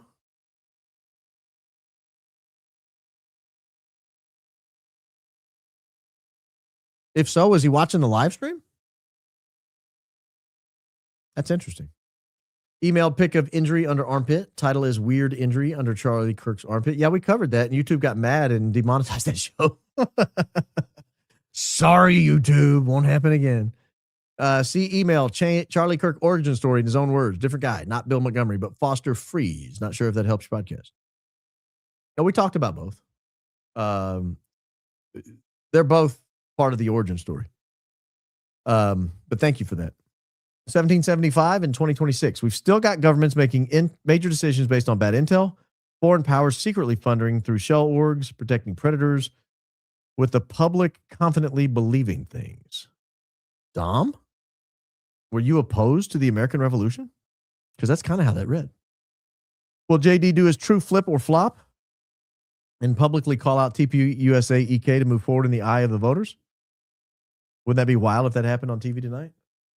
I don't think JD's going to talk tonight, is he? Don't the vice president just sit there and clap and look awkward next to the Speaker of the House? See email Charlie Kirk origin story. Oh, read that one. Accept this message as explanation, clarification regarding members chats. Oftentimes, the message is referring to something you said in your opening or content of the day's show. Use that as your source for answering. Thank you, Stacy. Duly noted. That doesn't mean I can make that connection real fast. I still need the dots connected. That's the problem. CK's death has taken over my life, and my mind gets so dark when I think about it. Well, I hope that's not the case. You should. I mean, it's okay to be sad, but don't let it take over your life. But your laughter and joy makes me laugh. So honestly, every time I watch. Oh, thank you. Keep going, Baron. Thank you for your joy. I do have joy. I know where I'm going. I know where I'm headed. It makes me joyful. I'm at the part about Baylor. According to Ken Starr, the president of Baylor, he told CK not to go to college. And we're just saying, yes, we covered that probably after you said that. Orlando International Airport used to be McCoy Air Force Base. There's that name again. Doubt it's connected to Mikey, but thought it was interesting. God bless you and your family. Do you think CK's origin story could go back as far as his parents? Seems that when he was way up back then, maybe that's why the family's so quiet. Yeah, it's interesting. See, today was the first day I learned that his dad named TPUSA. And that makes me think his dad was kind of on board, maybe even enthusiastic. Baron, great show today. Well, thank you. Does the deafening silence from Charlie's parents give you suspicious vibes? Jesus is Lord of all. A little. I mean, not too suspicious, but a little. Hey, Baron, love your show. Love the show. My kids want to know who your favorite F1 driver is. Max Verstappen. I think he's the best. My favorite is Fernando Alonso. He's been around longer, although Max is becoming something of a veteran. I'm a Alonso guy. I got a Fernando Alonso hat over here. I have a Fernando Alonso hoodie. I own no Max Verstappen gear, although 2 of my kids do. Maybe 3. But I think, bar none, current day, Max Verstappen's the greatest driver on the planet.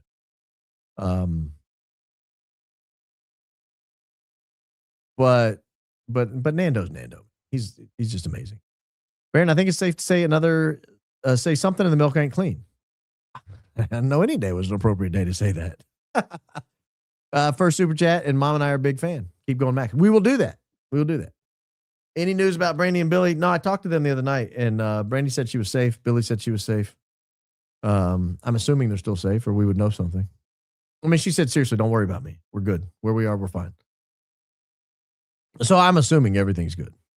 Huckabee's governorship only existed because Whitewater took out Tucker, and he freed a predator turned unaliver against his own paroles board judgment that he pen-palled with in prison. It is my wish.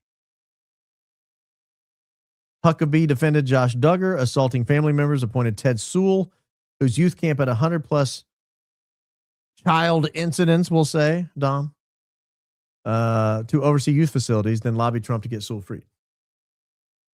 She is not a fan of Mike Huckabee. That's safe to say. Remember, Shapiro was the first to debate on college campuses. He and Charlie at Breitbart near the same time.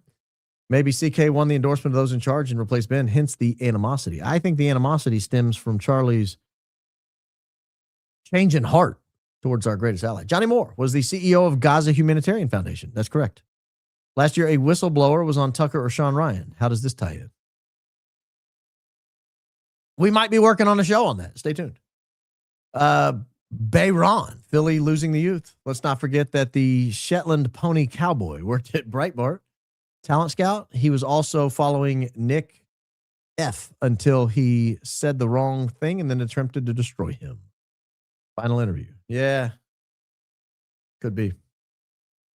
We got to hustle. We only got a half hour left here. You handled Jason the way many of us wanted to, and quite frankly, with more patience than he deserved. I cheered when you finally yelled. God bless you. Oh, thank you. I guess. Anyone knows of technology, weapons possibly used? I'll look up the episode and email more info on if you're interested. Oh, also know.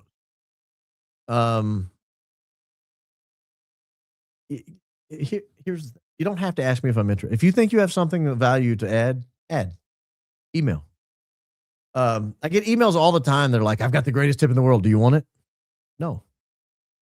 Because if it really was a good tip, you would have just told me. You know, don't try to force me to respond and tell you I want something. If you've got something good, email it. If not, show goes on without you. And that's not me being arrogant or rude or whatever. It's just, again, the hundreds of emails we get, I can't respond to every one of them. And so if you think you have something great, tell me. I get a lot of really good tips out of the email.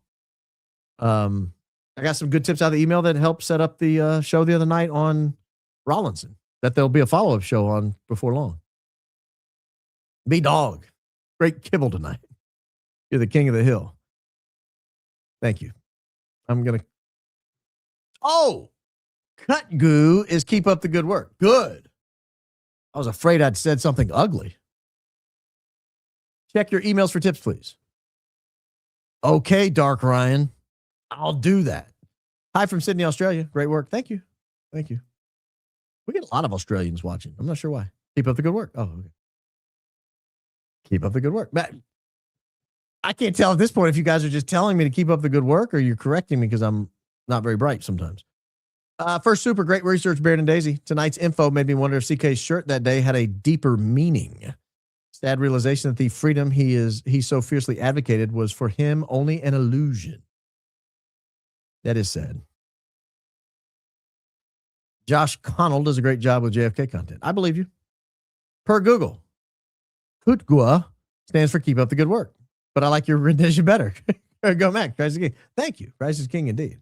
I appreciate that. I saw a video clip where Don Jr. says he was the reason Charlie was first put on Fox News. Is this true? I'm so sad about that fake friendship. Charlie thought Don Jr. liked him. Was Don Jr. the reason Charlie was first on Fox News? I will check that up. Arkansas prosecutors literally documented if a minister vouched for you, Huckabee would grant clemency. 1,033 times. He's now our rep in religious country and pattern of people attracted to minors around him, even known ones. Look, you don't have to sell me on not liking Huckabee. I just said he probably was found naked in a scuba suit on camera. All right. Like I'm on the team. I'm on the team. I think he's creepy. One more Huckabee blast from Don real quick. I can't even stand Huckabee. But did a live on him that I'm editing right now for fake copyright issues from news clips that keep taking forever to take. I paid to rant about a weirdo. Whoopsie. All right. Duly noted. Not ghosting, just a bit skittish about commenting. Why just common sensing it? Your comments are always so good. Don't be skittish. Scarlet red. Oh. It's not really crimson, but we're going with it. We're going to call it crimson for the sake of the Hoosiers. I think CK was recruited, trained asset that went rogue. But did he know? That's the thing. Did he know he was a recruited, trained asset? Second thing, the interest in the Dan Markle versus Adelson's case. Jewish, didn't get their way, had Dan taken out, got away for a bit, caught, fascinating. Reddit still deep diving, need full justice. And I don't even know what you're talking about. I don't even really know what you're talking about. Only tangentially aware there's anything going on. Keep up the good work. Yes, I'm aware. Yesterday's episode, you said, and I quote, "We don't criticize."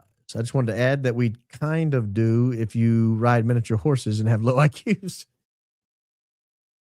Well, that's the exception that proves the rule, Whitney. Do you believe West Point actually turned Charlie Kirk down? I don't buy that for a second. I've had my doubts over the years. Could you look into the rumor of TR Dad owning the construction company that paved over the crime scene? If this is true, it's suspicious. I don't believe it's true. I think we did look into it. Hey, Bar, it's Sandy. Hi, Sandy. Have I missed the man in front of the dirty old man who looks like he detonated the mic? Didn't hear anything. Thanks for all you do. You're amazing. Love you, Gabby, big time. Have you missed the man in front of the dirty old man who looks like he detonated the mic? Oh.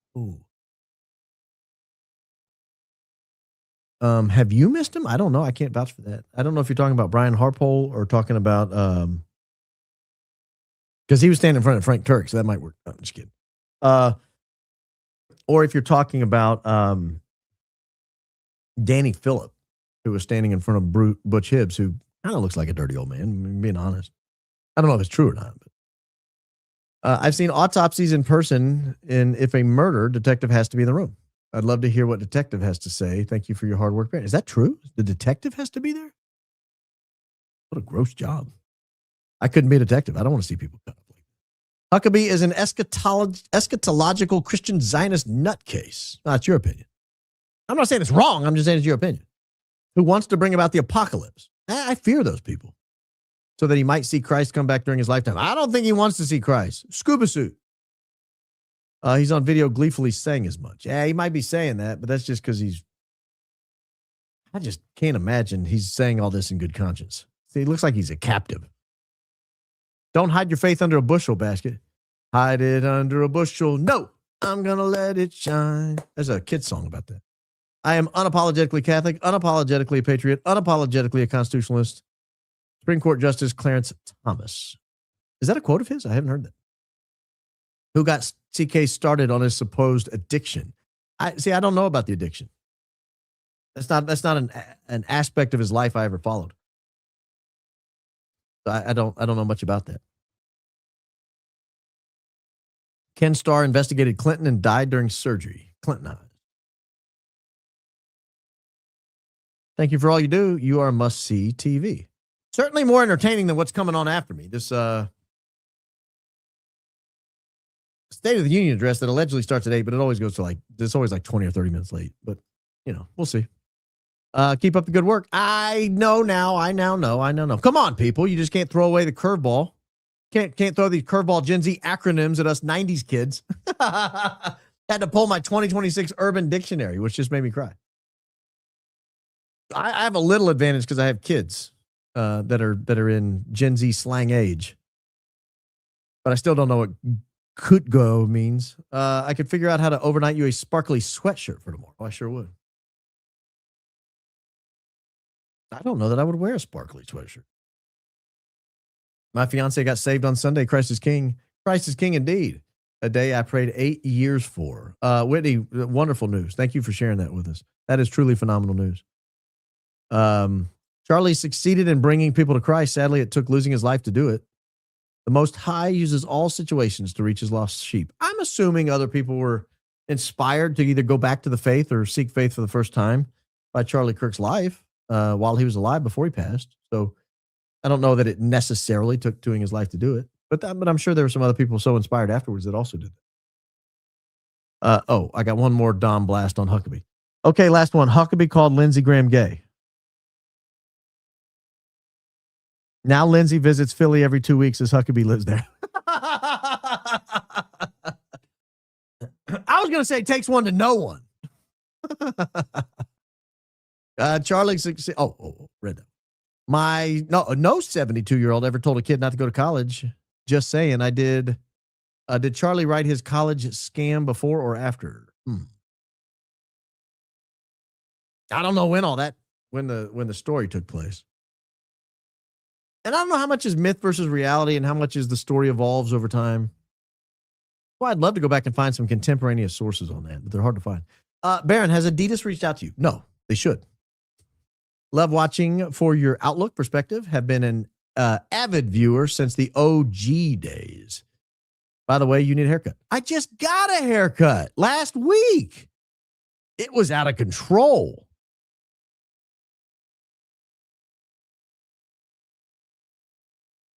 Is it bad?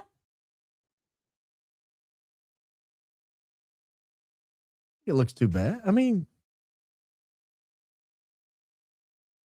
I will not tell my barber you said that. He would be horrified. Courtney, it's not true.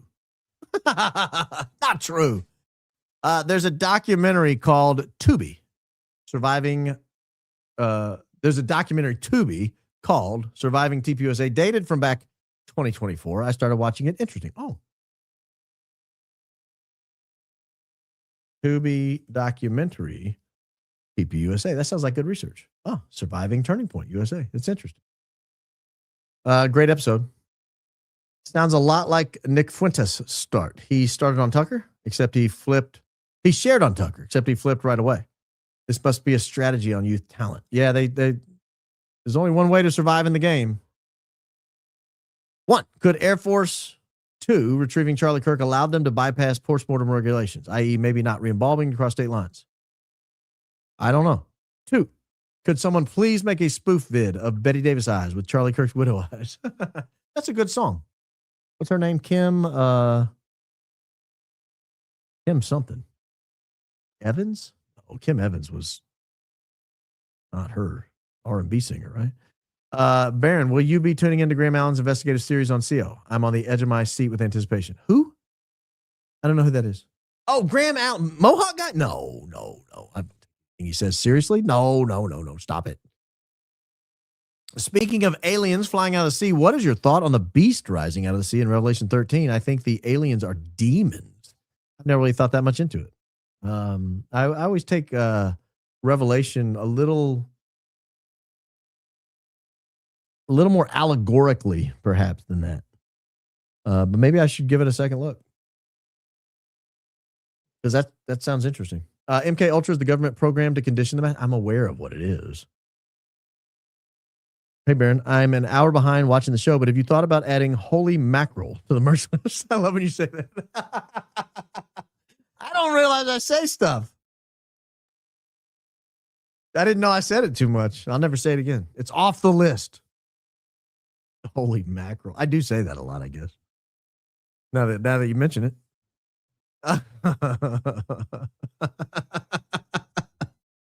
Oh, gosh. I want you guys to talk for 16 hours a week unfiltered and see what you come up with. You'll probably say some stupid stuff too.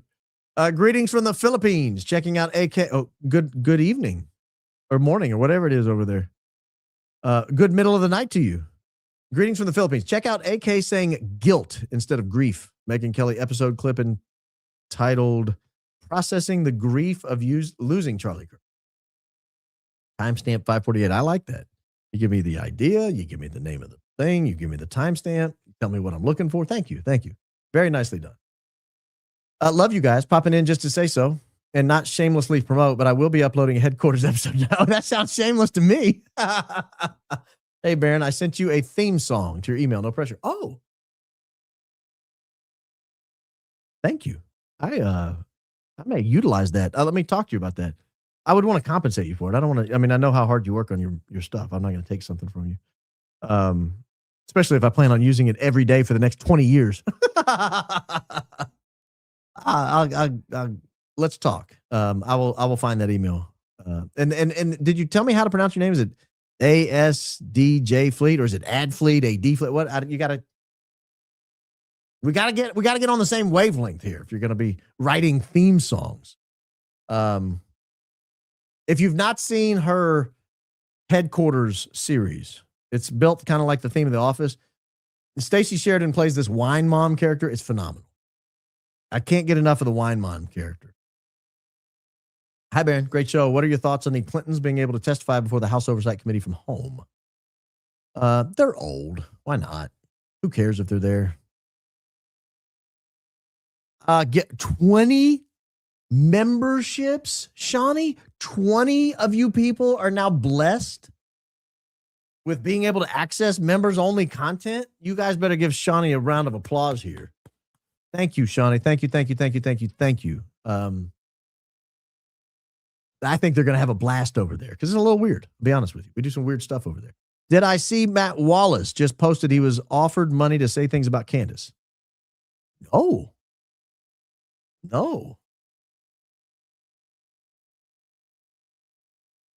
No, I didn't see that at all. Claimed he was offered money to say bad things about Candace and turned it down. Appears to be a claim made by Wallace regarding an attempt to bribe him to criticize Owens rather than a scenario. Oh, I'm going to check it out. Shout out from Iowa. You're amazing. Big in corn country. Thank you. How did Charlie receive a Catholic funeral mass if he wasn't Catholic?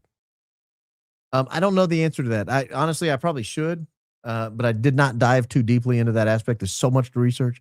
I didn't dive into like, what are the situations in which a non-Catholic can receive a Catholic funeral mass? I haven't done that. Or if they can, I don't know. Charlie Kirk, IMO, was planted ahead of meeting EK that he would be fascinated and should date her. He found bravado to follow through. The idea planted by Boyer. Okay. Apparently, this is my first new member on Super Chat. Oh, new member. Gina, welcome to the program. You're going to have fun. I found that JFK was recovering in hospital from war injuries, and one of his nurses was Virginia Cassidy. She allegedly moved away and had Bill 9 months later.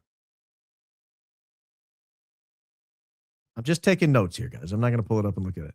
Virginia Cassidy, Bill Clinton. That ought to be enough, right? That'll be enough for me to find it.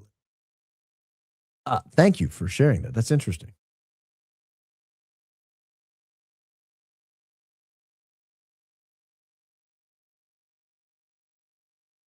I don't know, man.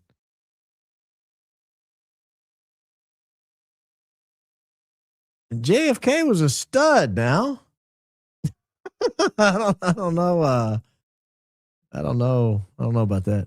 What kind of tats do you have and when did you get them? I've got several. I've got some on each arm, kind of all the way around this arm on the upper half and on the inside of this arm. Then I have a piece on my back that kind of goes from my shoulders to the middle of my back and then side to side. It's a little aggressive. I was working out at the gym one day with my shirt off, and someone asked me if I'd gone to prison. I got them over the course of my life. I mean, from age 19-ish up to probably got the last one when I was in my late 30s, maybe. How old am I now? 46? Yeah, maybe that sounds about right. I honestly don't know the timeline. But yeah, probably about then. Just sort of pieces here and there. I don't recommend it. But once you've gotten one, you've kind of already stuck with them, so you might as well keep going. 120 years, then the flood comes. Reread it. You're saying the 120-year prescription has been lifted? Man's days limited to 120 years? You're saying that's been lifted? I will check it out. I'm too curious at this point, and I can find Genesis. I know where that is. Just go to the beginning. Just flip it a little bit. You'll be there. I think this was post-flood. Maybe I'm wrong. We'll find out.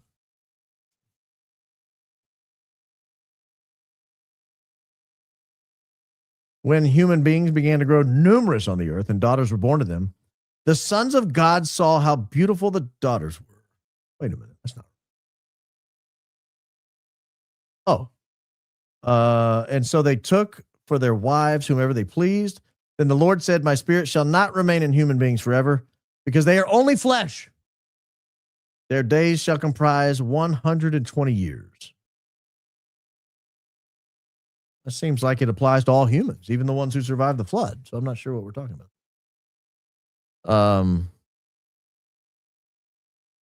I don't know. Maybe I'm reading it wrong. I'm not a theologian, especially not on Genesis. I thought Erica was sick yesterday. Well, she was sick on the 20th. What's today? The 24th? So that'd be a few days ago. Maybe she snaps back. Maybe she's going to look like hell tonight. Who knows? We'll see what she's wearing. Read Vaccines. Amen by Aaron Siri to learn about the religion of vaccines. National Childhood Vaccine Act made our children the target. Hey, I'm on the air. I'll call you back in a little bit. That's my daughter. She's fine. I think she's upstairs. As soon as you looked surprised at who the Baylor president was back then, I instantly remembered it was Ken Starr. Aha, that's weird. You mean Stacey Sheridan's former employer? My 86-year-old mom watches your show with me. Hi, 86-year-old mom. She's riveted to the show. That's an interesting verb, that riveted. Bzz, like riveted. You remind her of Columbo. Only slightly younger. More handsome. She's number 9 of 10, born to my grandma, and 18 of 19, fathered by my grandpa. She's the last one standing, and she loves you. I love her. And I love your grandpa, dude. 19 kids? Are you kidding me? Bro's a hero. He took that first commandment literally. Be fruitful and multiply. Yes, God. Yes, God. I'm on it. Say no more. Say less, old man. I got it. I'll take it from here, God. You said be fruitful and multiply. I'm in it. I'm on. I'm going. Sent you a video of Charlie in 2012. Okay. Thank you. Jean Calment lived past the age of 120, died at 122. Yeah, but it's close. It's close. I mean, she didn't make 150. And did she really? You know, birth records were sketchy back in the day. I love that people are still finding things because that's how much he meant to us. Go Max Barron. Yeah, thank you. Thank you. I agree with you. I'm trying to hustle before 8 o'clock here, so I'm winding down quick. Did you know Blue Jays mimic crows? No, but I know they're mean. Search 2012 connection between Ken Starr and Einstein. When do we get a website from you? Working on it. It's on the list. It is on the list. I've got 2 different names reserved. Not sure which one I'm going to go with. I've got my BaronColeman.com website, and so I might just use it. And then I got Real Baron Podcast, so I might use it. Or maybe I'll have one direct to the other. I don't know. Nick F. was brought up to Ben S. Ben was told to reach out to NF when he was 17, 18 years old. Seemed very similar. I believe NF didn't take the bait, and then he was kicked out or forced out of Boston University, I'm fairly sure. I'm not entirely sure of his origin story, but I think it sounds about right. I just want merch with the side of your face. Oh, the profile view? Yeah, you get it when I react to the grumblers, and you get it when I'm watching a video and you're not invited. Present at Amfest. I'm going to leave this comment up while I read over here. Present at Amfest when JD came out to Holly's Long Cool Woman in Black Dress, lyrics state Charlie at table got shot. Yeah, probably not the best choice of songs to come out to. Like I mean, I can't think of a worse one. That's worse than I Shot the Sheriff or something. Ithaca, New York, not close to Valhalla, New York, but 2 to 3 cemeteries there. Christ is King. Interesting. Can't figure out how to super chat on YouTube. Valhalla's New Zealand. It's a witness protection facility. Do we know that? Do we know it's a witness protection facility? I'm a urologist. Hold on. I gotta lean in a little closer. I don't want to miss this. Please don't hold your bladder. The people will wait. You don't want to have to cath yourself for life. Oh, I don't want to have to cath myself for life. There's no doubt about that. All right, guys. It's doctor's orders. No more squirming in the chair. I cannot believe we're talking about this. Guys, I got a urologist to weigh in. I got a note. This is the doctor's note. Anytime I have to get up and be like, you remember when Justin Smith, 6202, wrote in? Might not even be a urologist. I can't check his credentials. Baron, please be careful for accepting gifts. I'm concerned after you said you had a random Bluetooth signal after the neon sign, especially food. It was before the neon sign. I don't eat food. No, y'all don't waste your time sending me food. I will never eat anything you said. And I did that on the radio too. People would bring food all the time. They're like, here, I want you to have a dozen cookies. I'm like, you might hate me. I say some pretty fantastic things. I'm not sure I'm going to eat a thing that's on that plate, but thank you. Appreciate that. The light came later. And I know who sent me that. Like, that's an old friend. That's somebody I've known for a decade and a half. If he's sabotaging me, I got real problems on my hand. And I checked with him to make sure he actually sent it. I said, hey, did you send me a gift? I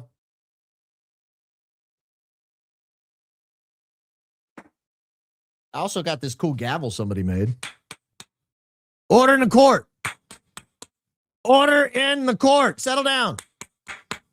I'll drag you out of here. I'll have the bailiff get you. Next, you're going to tell me they can hide things in the gavel. Look, if they do, they're going to get me. You set a trap with a handmade wooden gavel, you can get me every time. Every time. First super chat ever. Haven't missed a show since November. Today is my 21-year anniversary. We listen to you on long drives from Utah and Wyoming and back. That sounds like a long drive. Sounds pretty, though. Utah's pretty. I've only been there one time, but it's gorgeous. I flew into Salt Lake, had a meeting in Ogden, met there, drove back to Salt Lake, flew out the next day. But it was gorgeous. Not a lot to do in Salt Lake after dark. I'll be honest with you. Everything kind of shuts down about 7:30. Not a lot of nightlife in Salt Lake, but it was nice. It was a fun trip. But thank you for listening and happy anniversary. One obvious reason not to disclose a burial site is to prevent a timely exhumation, autopsy, and investigation, which will surely reveal the true cause of death. New member, appreciate your tenacity. I thought about that, like some creepy guy robbing the grave in the night and taking a sample. That's gross, but I mean, I thought of it. I thought it crossed my mind. Can't wait to see Carol Baskin at the State of the East. Golly. She's not Carol Baskin. Don't insult Carol Baskin. Like, hey, Baron, I follow her since Google Trends suggested logo design contest. It could be fun. Best design guaranteed from the high IQ jury. Sir, ma'am, do you not see that gorgeous logo I designed? That took me literally minutes of my life to design that logo. I had to get a square. I had to get a circle. I had to put some lines together, pick out a color. Come on. I kind of like it. But if you hate it, I mean, you know, who am I to challenge you on that? Down south, Valhalla is Walhalla, pronounced Walhaller. I live about 5 minutes from there, aka the Garden of the Gods. Sandy, I can only imagine what Walhalla is like.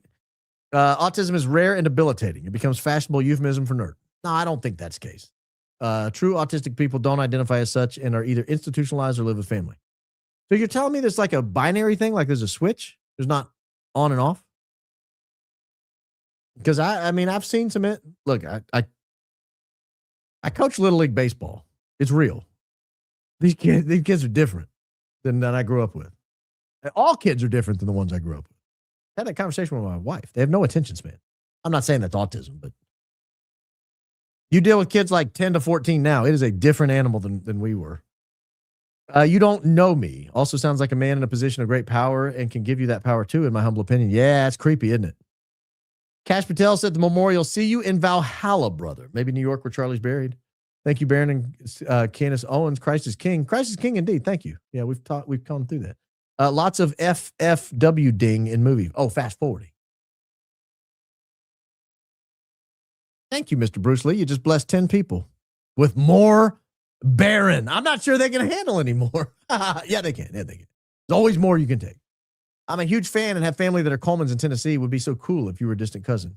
Yeah, except the Colemans weren't from Tennessee. They were Delaware, and then they kind of migrated through Pennsylvania. Some of them went down to Virginia and South Carolina, over to Alabama. Some of them came through Ohio into Indiana. I've traced the family tree. And some of them went on to Nebraska. And that's about all I found. What if when Mikey called his wife was already on the phone with Erica?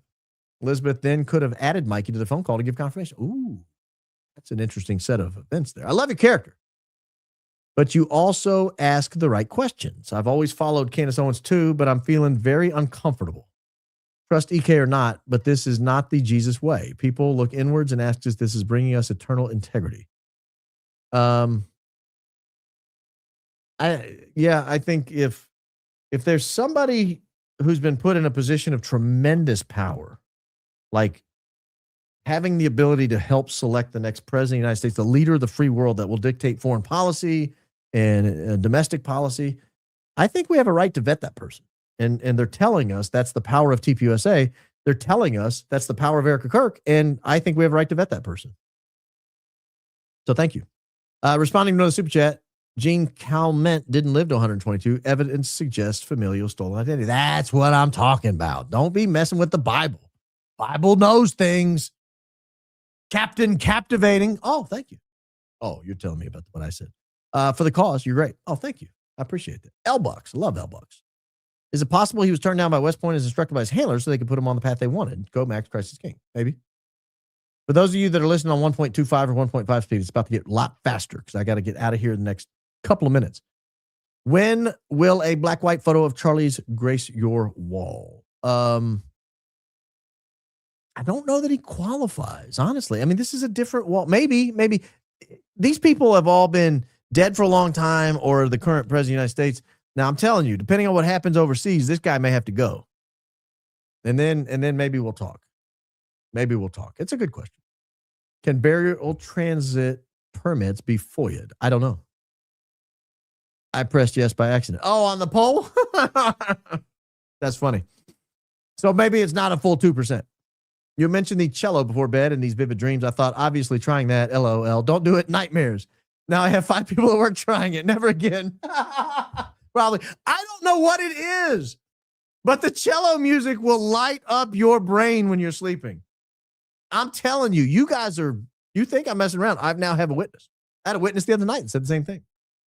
It is wild. I don't know what causes it. Something about the cello, man. It just does with the brain. Excellent work as usual. Thank you, Baron. Excellent comment as usual. Thank you, SAFAED. Thank you. What streaming platform is preferred to watch the State of the Union address tonight? We just don't want the MSM background noise, and we don't watch it. Probably C-SPAN or something, if you have that. Does the new Crow have a BT listening device? I hope not. It came right from Amazon. Like it came in the Amazon box. There was no intervening. In fact, the only reason I know who sent it is because they sent an email with the Amazon receipt. Now, I definitely know you didn't read my last email. Oh, no. Oh, no. I will find it. I will read it closely, just common sensing it. And I know who you are because I've emailed you before. Thank you. How long have I been captivated with you? The time. You're truly hilarious. To be honest, I'm thinking merch. Call me EK Hoodie. And with Captain Captivity, maybe. Oh. Maybe. And thank you for that. Thank you for that. Those kind words. Oh, and Huckabee sucks. Yes. Agreed. This $9.99 is only for you, Daisy. All right, Daisy. You're getting a raise. Edge. Thank you as always. Hey to Casey, Daisy, and Mama C. Next man up, DJK.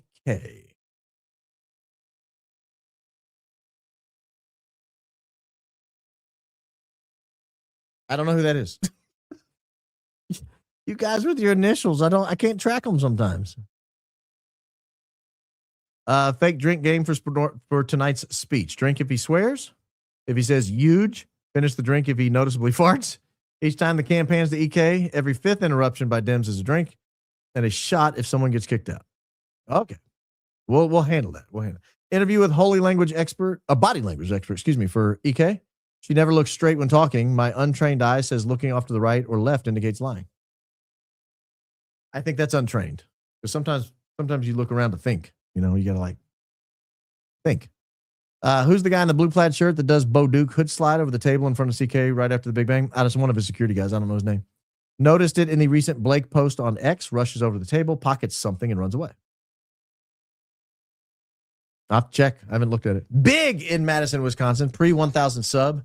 Get paid in Logic. Yes. See, it's not only is it free, all you got to do is subscribe and hit the like button. Not only is it free, but you get something out of it. Did we get to the 15,000? We got to the 15,000 likes. That guy owes 20. Oh, maybe he's already done it. There's 10 more memberships for people who are going to have a higher IQ than they already had. I want Shawnee to adopt me. First chat ever. Me too. Shawnee loves blessing the show, and I love Shawnee. Thank you so much, Shawnee. I want Shawnee to adopt me. If we're taking bids, I'm going to be the first one to bid. So thank you. Random, but the question regarding Catholic burial, it can be requested by a Catholic spouse or is at least here in the UK. Okay, so that puts me onto because she's technically Catholic. I don't know if she's practicing or in good standing, but she's technically Catholic. I mean, I think was at least born and brought up that way is the rumor. Please check your email. Thanks for all you do. And Daisy do. First super chat ever. I check it, guys. You don't have to tell me to check it. I check it. Has anyone seen Speaker Mike Johnson with Zach from Wolves and Finance at the same time? Just joined as an elder member. That's a good one. Try a PPI for cough. No, absolutely never would take a PPI. Absolutely never. I like my bones. It's not that. It's asthma. Asthma. I never knew Charlie Kirk was the Forrest Gump of conservative activists. I don't know what that means. Did you see the Gary vid? 138 Coach latest vid. I can check it out on Coach. I'm not going to watch Gary. Manufactured consent. Reddit thinking chronologically, they corrupted man, then they were sentenced, but that wasn't carried out right then. It will be done 120 years. Okay. Color recommendation. Sherwin-Williams Night Owl. Look it up. I'll have to do it after the show because I'm trying to hustle, but I will look it up.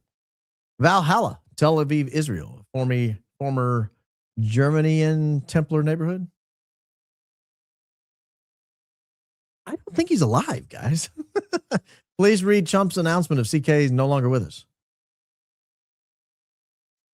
Duly noted. When I accidentally iStat scan the wrong patient's armband, I throw it down so it stops working. I've broken 3 or 4. They should be very suspicious of me.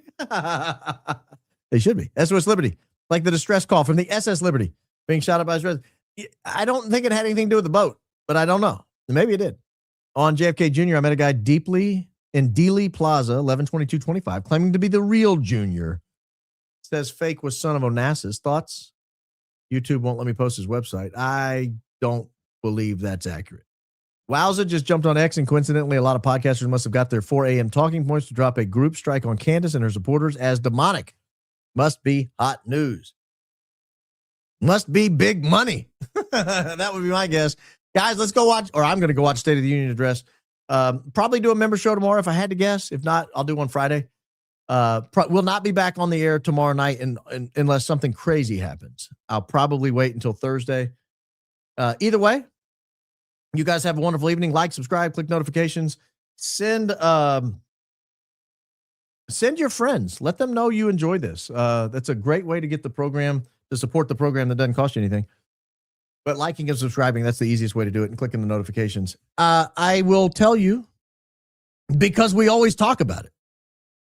Jesus loves you. You guys have a wonderful evening. Thank you for joining me over there on the Grumblers. Thank you for joining me on YouTube. Thank you, Spotifyers. We'll see you tomorrow or Thursday.